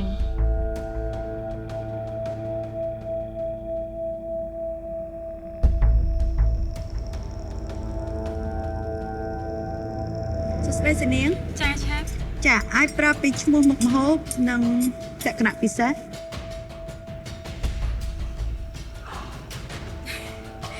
ចំពោះមុខម្ហូបមួយនេះសម្រាប់ឈ្មោះវាពិសេសពេកតែនៅពេលដែលក្នុងការរៀបចំវាបែរជាបានតែ 30% នៃការអ្វីដែលខ្ញុំបានសម័យក្តាមនេះខ្ញុំចង់ធ្វើវាឲ្យបានស្អាតហើយចង់ដាក់ឈ្មោះវាថាក្តាមផ្លោះជញ្ជាំង មួយណាជញ្ជាំង គឺត្រាវនេះឆេះដោយសារតែខ្ញុំឃើញថាគ្រឿងផ្សំគោលគឺជាក្តាមដូច្នេះវាមានជើងស្អាតវាមានរូបរាងស្អាតបើសិនជាយើងគ្រប់គ្រងការចម្អិនបានល្អវាមានពណ៌ក្រហមហើយខ្ញុំសម័យថារសជាតិបែបចិនគឺគេពូកែចម្អិនគ្រឿងសមុទ្រពេលអញ្ចឹងទៅខ្ញុំក៏នឹកឃើញថាបើសិនជា ឈ្មោះបែបហ្នឹងខ្ញុំនឹកឃើញដល់មហាកំផែងចិនឆ្នេះខ្ញុំក៏បានយកត្រាវស្ងោរវាហើយកិនវាឲ្យម៉ត់ហើយតុបតែងធ្វើជាជញ្ជាំងហើយរៀបចំក្តាមធ្វើម៉េចឲ្យបានល្អប៉ុន្តែសំទោស chef ខ្ញុំពិតជាមានការអាម៉ាស់ខ្លាំងមែនទែនហើយមិនលឺសំទោសអីសំទោសទាំងថាក្នុងការសម័យឲ្យចេញជារូបរាងហើយនឹងការតុបតែងដាក់ចានសង្ឃឹមថាវាបានល្អជាងនេះដើម្បីឲ្យ chef សប្បាយចិត្តនៅក្នុងវគ្គនេះប៉ុន្តែអ្វីដែលធ្វើបានគឺបានតិចតួចបំផុតដោយសារតែចំណាយពេលទៅក្នុងការសម្អាតក្តាម chef បានមានប្រសាសន៍ថាពួកយើងបានចំណាយពេលដល់ទៅ10នាទីរួចហើយប៉ុន្តែខ្ញុំសម្អាតក្តាមបានតែ 70% សនាង Yes chef ប្រាប់ពួកខ្ញុំតាមត្រង់ណាគ្រាន់តែការជូតចាននេះចំណាយរយៈពេលប្រហែលនាទីឬក៏ប្រហែលវិនាទីដែរតែមួយ plate ទេ chef គាត់តែការសម្អាតចាំមិនក៏មិនជូតដោយសារតែchef រាប់ហើយខ្ញុំអត់ទាន់បានមានម្ហូបដាក់នៅក្នុងចានឥឡូវមើល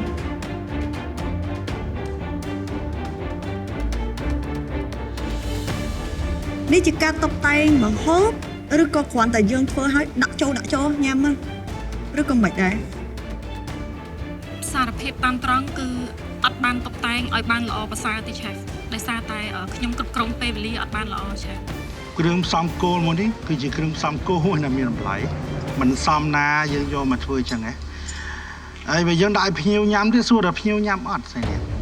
ហើយបើយើងជាអ្នកជា chef ដែលធ្វើម្ហូបណាលក់ឲ្យភ្ញៀវយើងគិតថាភ្ញៀវហ៊ានញ៉ាំអត់ហើយយើងគិតថាបើសិនតែយើងម្ហូបអត់យើងលក់ប្រមាណតម្លៃក្នុងប្រមាណតែ chef វិញមែនចា chef កាពិតក្តាមដល់ល្អបើសិនជាយើងរៀបចំបានប្រណិតជាងនេះយើងអាចលក់បានក្នុងតម្លៃមួយចានគឺថ្លៃមែនទែនពីព្រោះខ្ញុំធ្លាប់មើលតាមបណ្ដាញសង្គមឃើញម្ហូបមួយចានដែល chef ល្បីគាត់ធ្វើគឺលក់បានក្នុងតម្លៃដែលថ្លៃមែនទែនចាតែលើម្ហូបមួយចានរបស់យើងនេះយើងគិតថាលក់បានបាទត្រឹមក្រោម 40000 រៀលរួចដើម40000មិនរួចទេ chef រួចដើមគួរតែមានតម្លៃថ្លៃប៉ុន្តែនៅពេលដែលដូច chef តែមានប្រសាសន៍ថាម្ហូបមួយចានគឺជាមុខមាត់របស់ចុងភៅបើយើងលក់ម្ហូបបែបនេះរាល់ថ្ងៃរ៉េស្តូរ៉ង់ដែលយើងឈររ៉េស្តូរ៉ង់ដែលយើងធ្វើការគិតថាអាចឈប់បានមួយថ្ងៃមែនទេបើម្ហូបចេញមកក៏ក្រិចយ៉ាងហ្នឹងនេះ Yes chef 45នាទីចេញមកម្ហូបឡើងក៏ក្រិចនេះជាការប្រកួតមិនមែនការធ្វើញ៉ាំលេងនៅផ្ទះធ្វើមិនបានល្អគឺត្រូវត្រឡប់ទៅផ្ទះតោះនេះទៅនេះអនឆេម្ហូបនេះពេលលើកម្ដងអត់គួរឲ្យចង់ញ៉ាំហ្មងម្ហូបនេះខ្ញុំខំចិត្តញ៉ាំហ្នឹងណាចា chef ហើយបើរសជាតិវិញគឺសាមញ្ញមែនតើ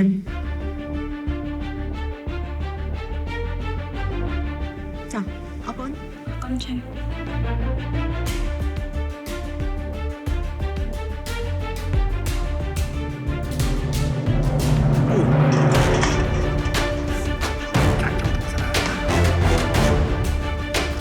ជាកំហុសឆ្គងដែលយើងជាចង់ធ្វើនៅក្នុងផ្ទះបាយ Master Chef ហ្នឹងដោយទី1គឺមិនបានគ្រប់គ្រងនៅអារម្មណ៍ផ្ទាល់ខ្លួនទី2គឺការដែលជ្រើសរើសនៅគ្រឿងផ្សំមិនបានត្រឹមត្រូវទី3គឺការបែងចែកពេលវេលានិងការជ្រើសរើសម្ហូបដើម្បីយកមកប្រកួតយកទៅឲ្យគណៈកម្មការខ្លួនអ្នកបន្ទាប់លីណា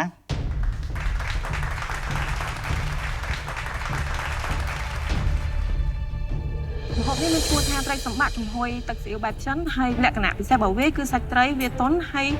ទឹកស៊ីអ៊ីវវាមានក្លិនឈ្ងុយពីប្រេងម្ទេសហើយប្រេងល្ង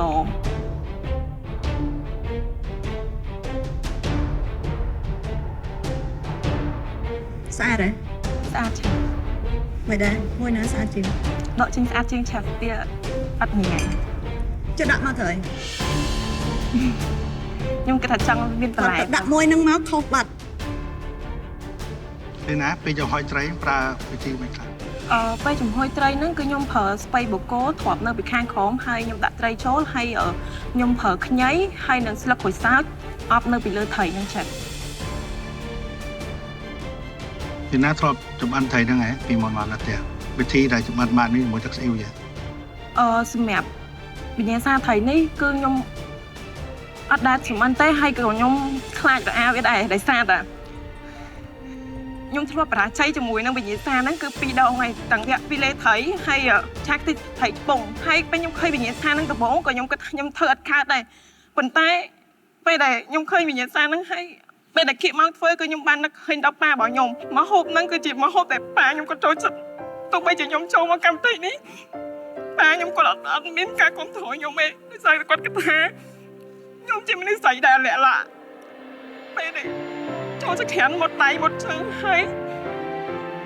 វាលាក់ប៉ះអីលាក់ហ្នឹងគឺគាត់អត់ឆ្លើយនៅមួយគាត់អត់ឆ្លើយខ្ញុំចូលទៅក្នុងផ្ទះបាយហើយដោយសារគាត់គិតថាវាហត់ហើយវាក្តៅអញ្ចឹងក៏អត់គ្រប់គ្រងខ្ញុំទេប៉ុន្តែនៅក្នុងអានេះគឺគាត់គឺជាកម្លាំងចិត្តខ្ញុំមកដែលធ្វើឲ្យខ្ញុំនឹកឃើញមកហូបដែលគាត់ចូលចិត្តហើយធ្វើឲ្យខ្ញុំអាចធ្វើមកមួយចានដាក់លើតុឲ្យឆេបខ្លួនបានតែប៉ុន្តែខ្ញុំគិតថាប៉ាបលីណាគាត់ស្រឡាញ់នេះណាខ្លាំងគាត់អាចចង់ឲ្យកូនគាត់ពិបាកអាចចង់ឲ្យកូនគាត់អាលៀកអាចចង់ឲ្យកូនគាត់ក្តៅព្រោះធម្មតាចុងភៅយើងត្រូវដឹងហើយក្តៅផងអាលៀកផងណាខ្ញុំគិតថាប៉ាលីណាស្រឡាញ់នេះណាប៉ុន្តែគាត់បាននិយាយចេញឥឡូវត្រឡប់មកមុខម្ហូបយើងវិញអញ្ចឹងចំពោះ chef ចាចម្អិនត្រីរបស់លីណាសាច់ត្រីល្អទុនអត់មានក្លិនឆ្អាបទេប៉ុន្តែអ្វីដែលសំខាន់គឺជ្រលក់ទឹកស្អ៊ីវយើងត្រូវចាំថាទឹកស្អ៊ីវក៏ទឹកត្រីដល់ការយើងរងាស់កាន់តែយូរគឺកាន់តែប្រៃតោះណាចាចេះអរគុណសុធិរិទ្ធ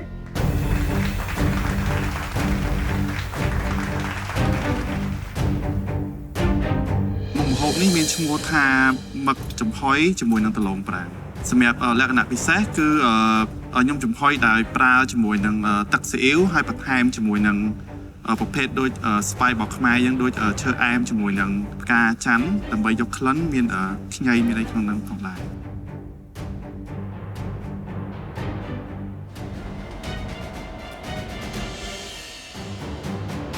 មានអីល្អហើយប្លែកមិនជាប្លែកដែរសាមញ្ញកុំដាក់ច្រើនពេកស្អាតអរគុណចាអរគុណ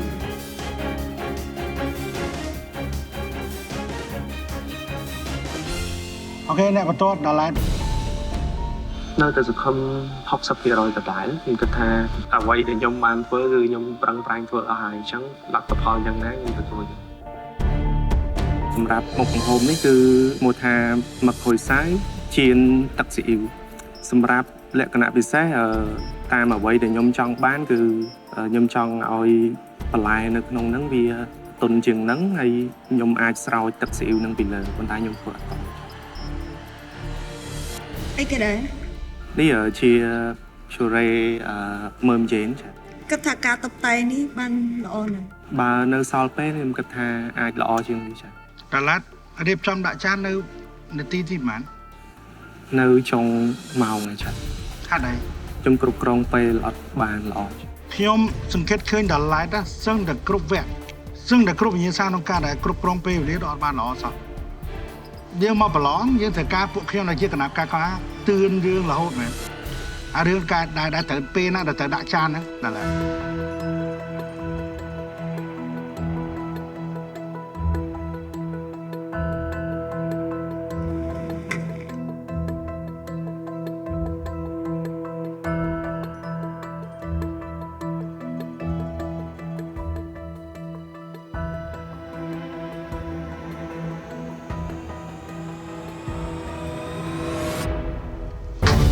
ហើយមកហូបយឺតជាងគេហើយមកហូបអាចារ្យទៀតខ្ញុំសួរថាអាមីសួរហ្នឹងគេត្រូវញ៉ាំឆៅចឹងមែនយើងមិនធ្វើយឺតឲ្យមេតាឲ្យឆ្អិនផងយឺតគ្រប់ពេលហើយទៅពេលមកហូបចេញមកអញ្ចឹងត្រាវនេះក៏ឆៅមីសួរនេះក៏អត់ទាន់ឆ្អិនល្អមកហូបហ្នឹងគេត្រូវញ៉ាំឆៅចឹងមែនដល់ហើយ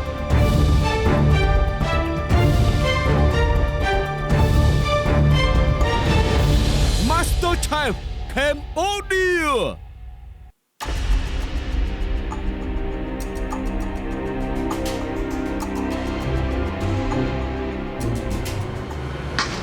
ឡែតមកហូបយឺតជាងគេហើយមកហូបអាចារ្យទៀតត្រាវនេះក៏ឆៅមីសួរនេះក៏អត់ទាន់ឆ្អិនល្អ មកដល់វគ្គនេះហើយអ្នកនរនេះត្រូវការខ្ញុំបរៀនធ្វើមិនបានឆ្អិនមែនហ៎តើឡើយស្របញ៉ាំវាសួរអត់ហ៎តាំងពីមុនហ៎គេញ៉ាំឆៅអញ្ចឹងហ៎គេញ៉ាំត្រាវឆៅអញ្ចឹងមែនអានេះដូចយើងបំផ្លាញសុខភាពវាទាំងមូលហ៎អរគុណ សម្រាប់ខ្ញុំគឺខ្ញុំបានត្រៀមខ្លួនហើយជាស្រេចព្រោះខ្ញុំដឹងថាអ្វីដែលខ្ញុំធ្វើគឺ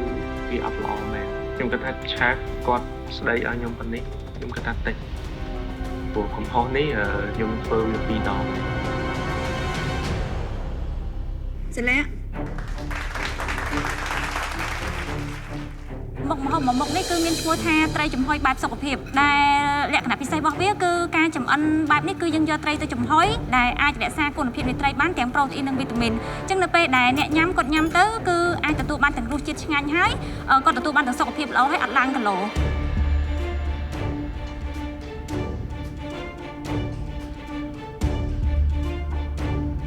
ដូចសិលានិយាយថាបែបសុខភាពហ៎ ចាឆាប់ វានៅទន់ល្អ ចាឆាប់អរគុណឆាប់ វានៅមានរសជាតិព្រោះរបស់សាច់ ចា អរគុណសិលា ឆាប់ឆាប់ អ្នកបន្ទាប់បញ្ញា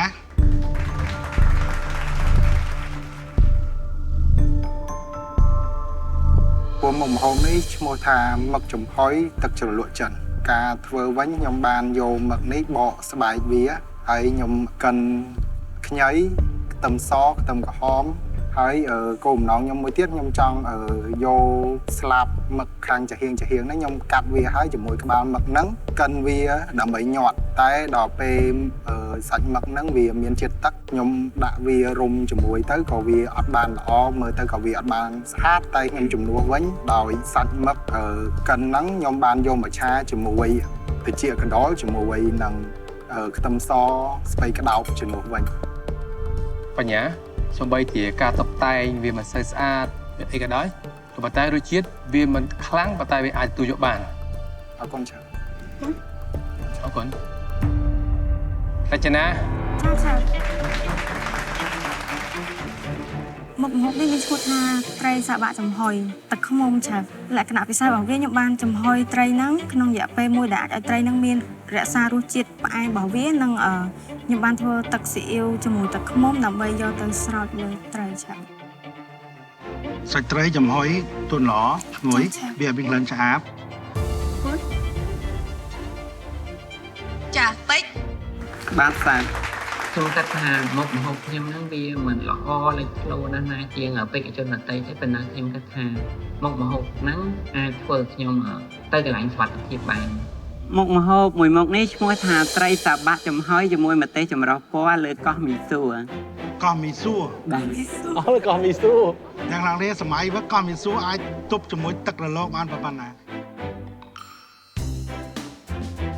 អូខេលក្ខណៈពិសេស លក្ខណៈពិសេសនៃមុខម្ហូបនេះគឺត្រីសាបាក់ត្រូវបានហ្វីលេយកឆ្អឹងចេញទាំងអស់ទឹកចំហុយគឺសុទ្ធតែជាគ្រឿងកាត់ឆ្អាបដូចជាកុលក្រៃរំដេងខ្ញីកុលក្រៃដែលខ្ញុំបានដាំទឹកចំហុយហ្នឹងហើយមានឈើអែម ម្ហូបមួយចាននេះការរៀបចំអត់ទាន់បានល្អនៅឡើយអរគុណ អរគុណ អ្នកបន្ទាប់សង្ឃ យ៉ាឆាប់ ម្ហូបនេះមានឈ្មោះថាមឹកយក្សសមុទ្រក្រហមហើយលក្ខណៈពិសេសរបស់វាគឺការបំពងមឹកហើយនិងទឹកជ្រលក់ការបំពងមឹកគឺខ្ញុំបានយកម្សៅលាយជាមួយនឹងពងមាន់ពណ៌ក្រហមហើយចាក់ជាមួយនឹង Cambodia Light Beer ដែលស្រាបៀរ Cambodia Light Beer ធ្វើផ្សំពីផ្កាហប់ហើយនិងស្រូវសាលីធ្វើឲ្យមឹកមានរសជាតិនៅតែឆ្ងាញ់ហើយនិងកាត់ក្លិនឆ្អាបសម្រាប់ទឹកជ្រលក់វិញគឺខ្ញុំបានកែច្នៃពីទឹកជ្រលក់ original របស់ចិនមកជាបែប localize ជាខ្មែរយើងដោយសារខ្ញុំបានប្រើពីងប៉ោះកិនជាមួយនឹងម្ទេសដៃនាងហើយបន្ទាប់មកខ្ញុំបានយកវាទៅស្ងោរជាមួយនឹងខ្ញីខ្ទឹមសហើយនិងគ្រឿងចិន5មុខ ចំពោះមកនេះខ្ញុំមានអារម្មណ៍ថាសាមញ្ញការតុបតែងសាមញ្ញ អរគុណឆាប់ ចាពីលៀម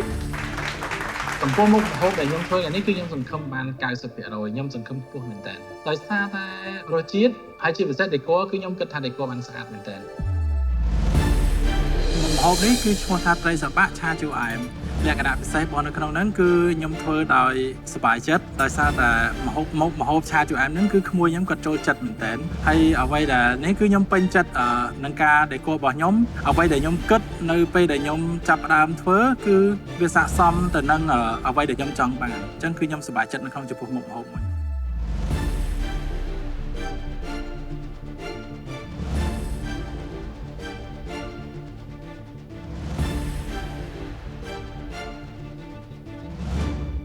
ធ្វើបានល្អមែនតើទាំងរសជាតិទាំងការតុបតែងខ្ញុំពេញចិត្តណោះខិតខំតែនេះគេអួតទៀតនេះតែនេះគេអួត3ថ្ងៃចាសម្រាប់ត្រីដែលវាលាងបានចម្អិនឆ្ងាញ់មែនតើវានៅមានរសរបស់សាច់ត្រីស្រួយខាងក្រៅមានជាតិមែនតើនៅខាងក្នុងហើយពេលដែលយើងញ៉ាំជាមួយនឹងសោសទៀតចា៎គឺអរគុណពាក់មុនវាលាងមិនធ្វើបានល្អដែរបាទចា៎ឯចំណែកវគ្គនេះដូចកាន់តែក្រមាជាងវគ្គមុនទៀតនិយាយទៅដូចខ្ញុំបាននិយាយចឹងនៅពេលដែលខ្ញុំឆែបសួរពីគ្រឿងផ្សំដែលអ្វីដែលខ្ញុំចង់បានគឺខ្ញុំចង់បានត្រីដោយសារតែខ្ញុំមានគំនិតថាបើសិនជា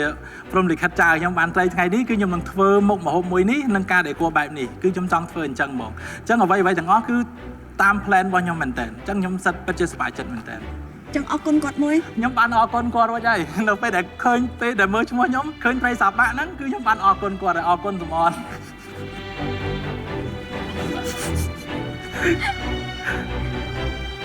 ឬមួយក៏អត់វ៉ែនតាទៅធ្វើបានល្អជាងគឺបានវិញឆ្ងាយជាងចឹងជប់ពាក់ហ្មងប្រហែលជាខ្ញុំសម្រាប់ចិត្តអត់ពាក់ឯងចាប់ពីពេលនេះទៅអូខេអរគុណឆាប់អរគុណ Good luck Thank you អរគុណស្ដាប់គណៈកម្មការខមមិនហើយខ្ញុំជឿជាក់សឹងតែ 100% ខ្ញុំជឿជាក់ថាខ្ញុំនឹងជាបេក្ខជនមួយដែលឆ្នើមនៅក្នុងការប្រកួតវគ្គនេះប៉ុន្តែអួត3ថ្ងៃកាត់អាចជាសំណាងរបស់គេទៅចុះមីស្ទ័រវិលៀមធ្វើម្ហូបក្រៀមធ្វើម្ហូបបានឆ្ងាញ់ដែរ Linda ឆាមឹកចម្រុះពណ៌ដំបូងគឺខ្ញុំហាន់មឹកហើយខ្ញុំយកទៅត្រាំជាមួយស្រាបៀរប្រហែលជា1នាទីបន្ទាប់មកខ្ញុំលាងសម្អាតហើយយកទៅបំពងហើយបានឆារូបរាងអីគេដែរបេះដូងវាពិបាកដូចកឆាបន្តអញ្ចឹងខ្ញុំយករូបបេះដូងមកដាក់ទៅតែវាល្អិលខ្លាញ់ទៅវាអត់សូវចេញរូប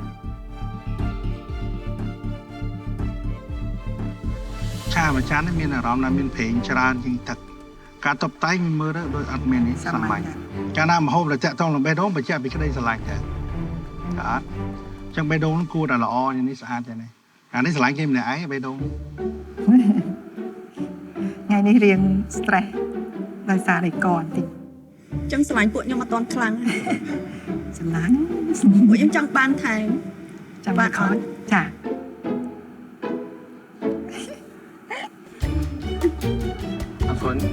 អរគុណចា៎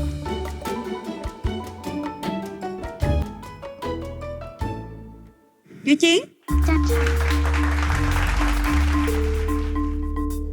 ដាមចំហុយលាក់ខ្លួនលើមីសួរលក្ខណៈពិសេសវាគឺដំបូងខ្ញុំយកក្តាមនឹងទៅស្ងោរបន្ទាប់មកខ្ញុំ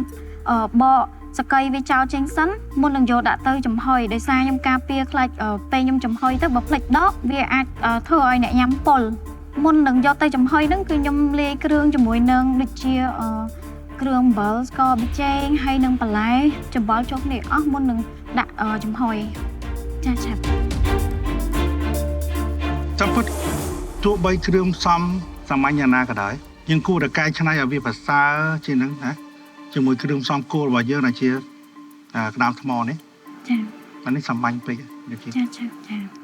ហើយចំពោះរសជាតិវិញកាន់តែសាមញ្ញទៀតអរគុណចាអរគុណចាអ្នកចុងក្រោយគេរីមបាទឆាប់ក្តាមចំហុយមីសួរផ្កាចម្រុះពណ៌លក្ខណៈពិសេសរបស់ក្តាមមួយហ្នឹងមុនដំបូងគឺខ្ញុំបានយកទឹកយកដាំផ្សេងទឹកហ្នឹងផ្សេងខ្ញុំដាំឲ្យក្តៅហើយមួយទៀតគឺខ្ញុំយកពេលយកមកធ្វើក្តាមតោះមកខ្ញុំចាក់ស្រាបៀរចូលហើយនឹងខ្ញីចូលដើម្បីកាត់ជាតិស្អាតស្រង់ចេញពីស្រាបៀរហើយខ្ញុំឲ្យវាស្រស់ទឹកតោះមកទៀតគឺខ្ញុំបានធ្វើបន្លែការ៉ុតនិងម្ទេសខ្ទឹមជីបន្សុយ ជាមួយនឹងជាកដោហើយនឹងពពុះស្ដាយ ញ៉ារីម បាទឆាត ញ៉ារីមនៅចិត្តយូជីងត្រូវហ៎ បាទឆាត គាត់ថាធ្វើម្ហូបដូចប្រហាក់ប្រហែលគ្នាដែរខ្ញុំទទួលស្គាល់ការតុបតែងរៀងល្អជាងយូជីង បាទឆាត ប៉ុន្តែរសជាតិគឺដូចគ្នា បាទ វារីកស្ងួត បាទរីកស្ងួតណាស់ ស្ងួតបន្តិចណា បាទ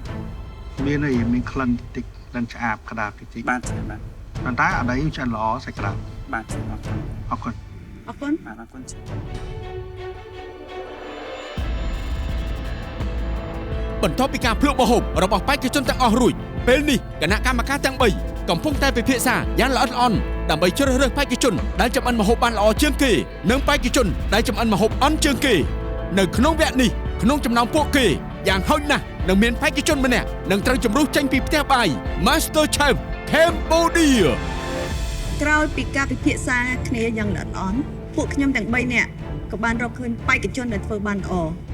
ដែលធ្វើឲ្យរសជាតិទៅលើគ្រឿងផ្សំគោលកាន់តែឆ្ងាញ់ហើយការតុបតែងកាន់តែល្អចាសសូមអញ្ជើញ ខ្ញុំគិតថាម្នាក់ហ្នឹងគឺជាខ្ញុំតែគិតថាខ្ញុំនៅតែមានស្នាមញញឹមថាម្នាក់ហ្នឹងគឺត្រូវតែជាខ្ញុំ នីតា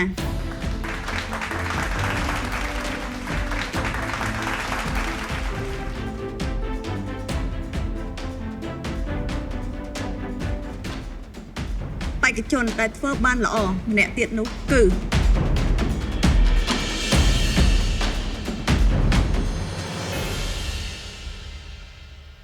វីលៀម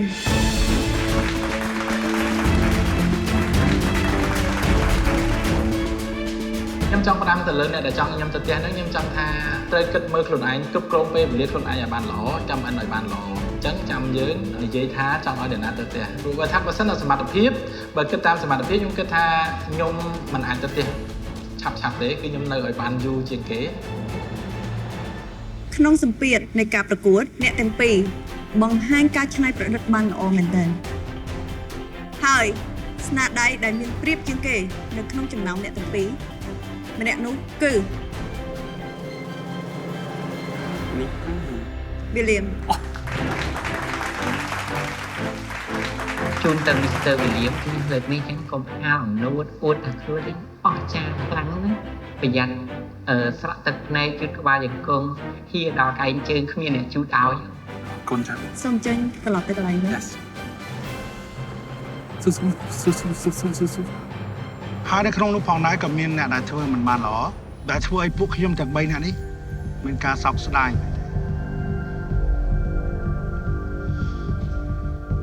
ម្នាក់នោះគឺឧត្តម សកម្មការបានហៅឧដុងអញ្ចឹងមានអារម្មណ៍ថាប្រហែលជាឲ្យដោះអៀមឲ្យចាក់ចេញទៅផ្ទះហើយអញ្ចឹងមានអារម្មណ៍ថាភ័យខ្លាំង ហើយម្នាក់ទៀតគឺ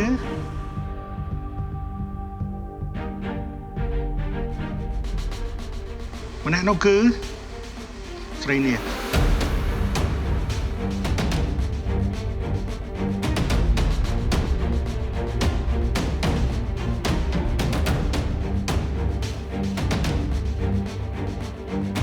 ហើយម្នាក់ទៀតគឺ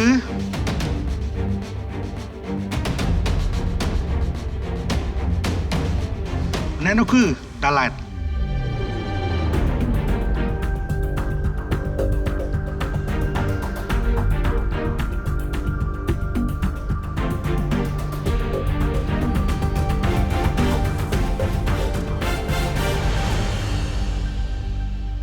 ចឹងក្នុងចំណោមអ្នកទាំង3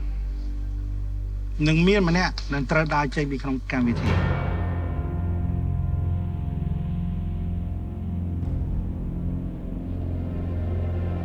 ខ្ញុំគិតថាជាខ្លួនខ្ញុំព្រោះខ្ញុំប្រព្រឹត្តកំហុសនេះវាពិបាកនឹងឲ្យ chat គាត់ទទួលយកបាន មុននឹងចាក់ចេញពីក្នុងកម្មវិធីខ្ញុំចង់សួរទៅកាន់អ្នកទាំង3ថាមានពាក្យពេចន៍អ្វីចង់និយាយទៅកាន់អ្នកដែលគ្រប់គ្រងអ្នកទាំង3អត់ចាប់ផ្ដើមពីឧត្តមមុន អរគុណ chef ហើយមុននឹងចាក់ចេញពីកម្មវិធីនេះខ្ញុំសូមអរគុណដល់អ្នកគ្រប់គ្រងរបស់ខ្ញុំជាពិសេសគ្រួសារមិត្តភ័ក្តិហើយមនុស្សជាទីស្រឡាញ់របស់ខ្ញុំហើយនឹងអ្នកទាំងអស់គ្នាដែលតែងតែជួយភ ប្រាប់រាល់បញ្ហាផ្សេងៗហើយខ្ញុំសូមអរគុណដល់ពួកគាត់ខ្លាំងមែនទែនដែលតែងតែជួយប្រាប់ណែនាំដល់ខ្ញុំហើយជាពិសេសអរគុណដល់ chef ទាំង3ដែលតែងតែផ្ដល់ជាយោបល់ល្អៗចំពោះខ្ញុំឲ្យកែតម្រូវពីមួយវគ្គទៅមួយវគ្គចោះចំណាយឲ្យស្រីនាងវិញចា chef ជាដំបូងគឺខ្ញុំអរគុណទៅដល់កម្មវិធី Master Chef នេះដែលធ្វើឲ្យខ្ញុំមានឱកាសនិងបញ្ចេញសមត្ថភាពនិងរៀនសូត្រនៅពីការធ្វើម្ហូបជាច្រើននៅក្នុងផ្ទះបាយនេះព្រមទាំងមានសម្ភារៈល្អៗនិងគ្រឿងផ្សំល្អៗហើយនឹងការផ្ដល់ដំបូន្មានល្អៗពី chef ទាំង3ផងដែរហើយក៏អរគុណដល់មិត្តភ័ក្តិទាំងអស់ដែលតែងតែលើកទឹកចិត្តនិងshareពីបទពិសោធន៍ផ្សេងៗក្នុងការចម្អិនអាហារហើយមួយទៀតក៏សូមទោស chef ដែលនៅវគ្គនេះខ្ញុំធ្វើមិនបានល្អហើយក៏សូមទោសទៅកូនប្រុសដែលគាត់ចង់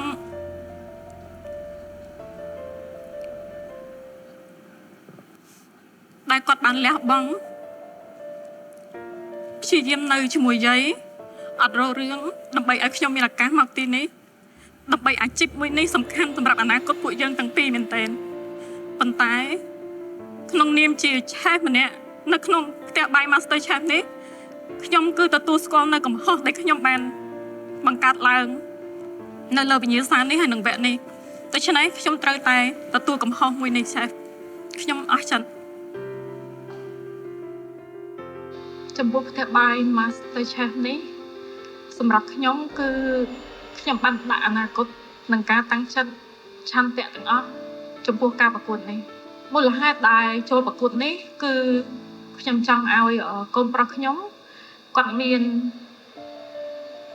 លទ្ធភាពទៅប្រាប់អ្នកដទៃដូចជាមិត្តភ័ក្តិនៅសាលារបស់គាត់ថាម្ដាយគាត់មានអាជីពជាចុងភៅខ្ញុំចង់ឲ្យគេហៅខ្ញុំថា chef នាងនាពេលអនាគត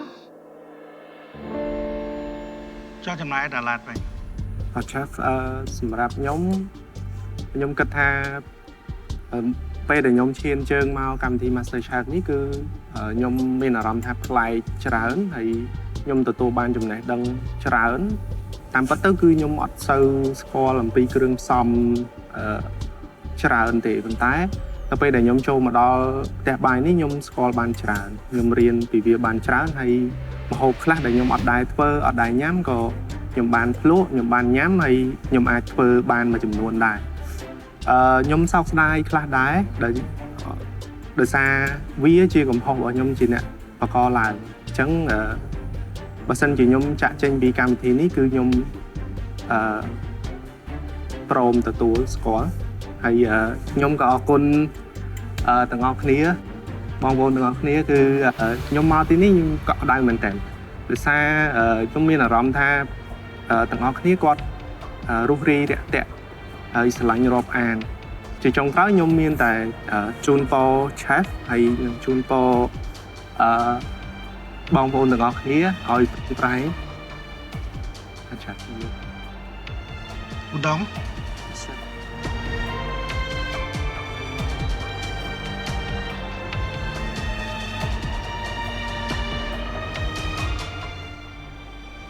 អាចត្រឡប់ទៅកន្លែងវិញបាន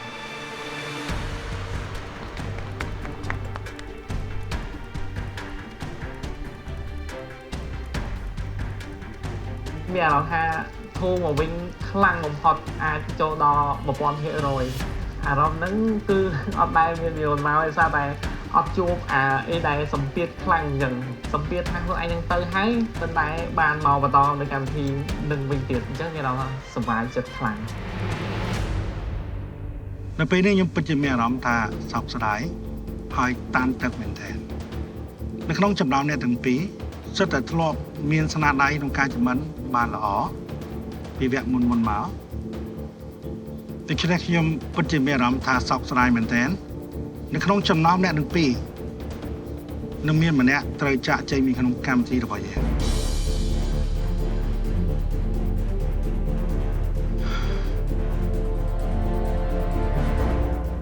ស្រីនាងចា chef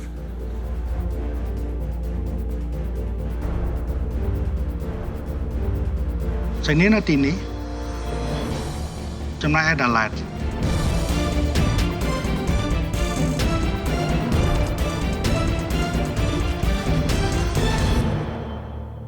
អាចត្រឡប់ទៅកន្លែងវិញបាទ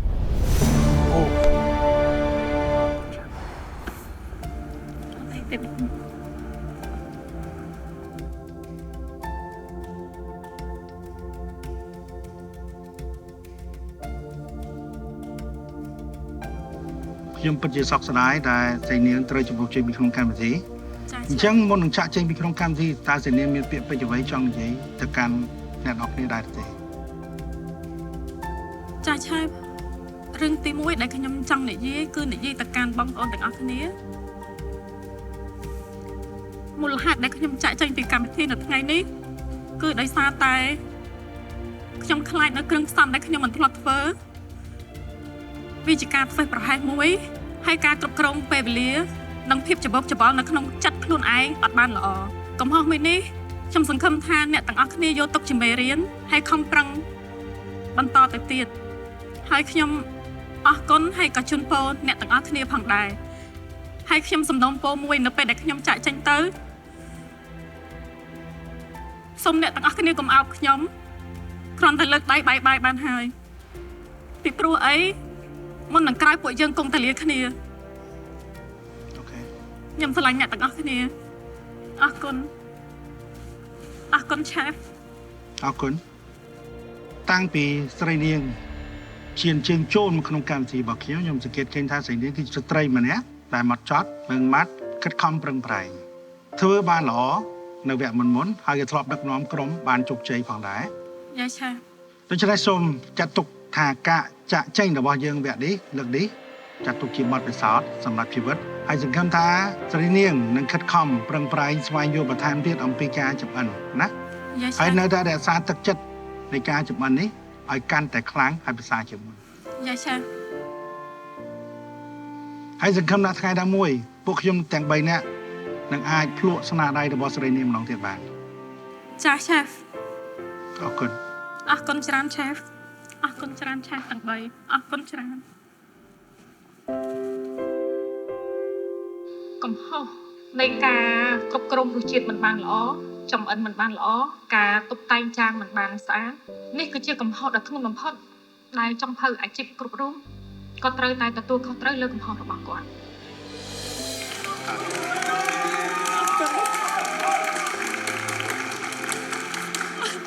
សម្រាប់ធ្វើបានហើយការចាក់ចេញពីកម្មវិធីអ្វីក៏ដោយតែវាប៉ះពាល់ទៅដល់អារម្មណ៍របស់ខ្ញុំទៅដល់ឆន្ទៈរបស់ខ្ញុំប៉ុន្តែវាគឺជាទំនួលខុសត្រូវដែលចង់ធ្វើគ្រប់រូបនិងអ្នកប្រកួតទាំងអស់ត្រូវតែទទួលស្គាល់និងទទួលយក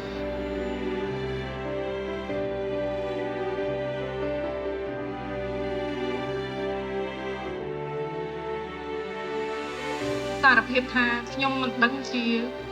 យកហេតុផលអីទៅបកស្រាយប្រាប់គាត់ទេពីព្រោះគាត់ព្យាយាមលះបង់ព្យាយាមនៅជាមួយម៉ាក់យាយហើយថ្ងៃនេះគាត់ក៏ឈឺផងដែរហើយគាត់ក៏ព្យាយាមលើកទឹកចិត្តមកយើងវិញថាម៉ាក់ត្រូវតែរឹកមាំថ្ងៃនឹងម៉ាក់គួតម៉ាក់ត្រូវតែធ្វើឲ្យបានល្អគាត់នឹកគាត់យំប៉ុណ្ណាក៏ដោយក៏គាត់មិនបាននិយាយថាម៉ែមកផ្ទះមកគាត់អត់បាននិយាយពាក្យហ្នឹងទេមានថាម៉ែរស់នៅឲ្យបានល្អហើយព្យាយាមធ្វើឲ្យបានល្អគាត់នឹងសហការជាមួយខ្ញុំដែលធ្វើជាក្មេងល្អនៅផ្ទះខ្ញុំពិតជាសុំទោសគាត់មែនទែនពិតជាសោកស្ដាយខ្លាំងមែនទែនដែលអត់បានបំពេញបំណងហើយនឹងផ្ដល់មោទនភាពមួយទៅដល់គាត់និងអ្នកគ្រប់គ្រងរបស់ខ្ញុំផងដែរប៉ុន្តែគ្រប់យ៉ាងគឺត្រូវតែទទួលស្គាល់យកការពិតទទួលស្គាល់កំហុសរបស់ខ្លួនឯង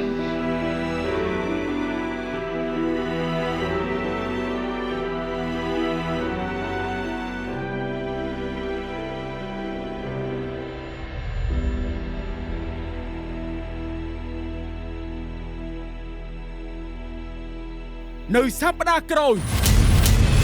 ជាការប្រកួតជើងក្រុមនៅខាងក្រៅ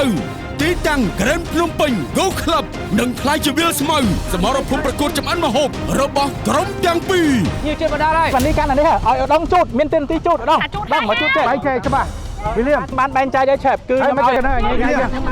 ញុំឲ្យម៉ៃកាត់បងហេខ្ញុំក៏ហោមកលឿនទៅអត់យឺតទេបោះគេស្រស់ថ្មីទៅតែមកពីក្នុងទឹកក្រុមដែលចាញ់នឹងត្រូវប្រកួតក្នុងវិញ្ញាសាដ៏មានសម្ពាធ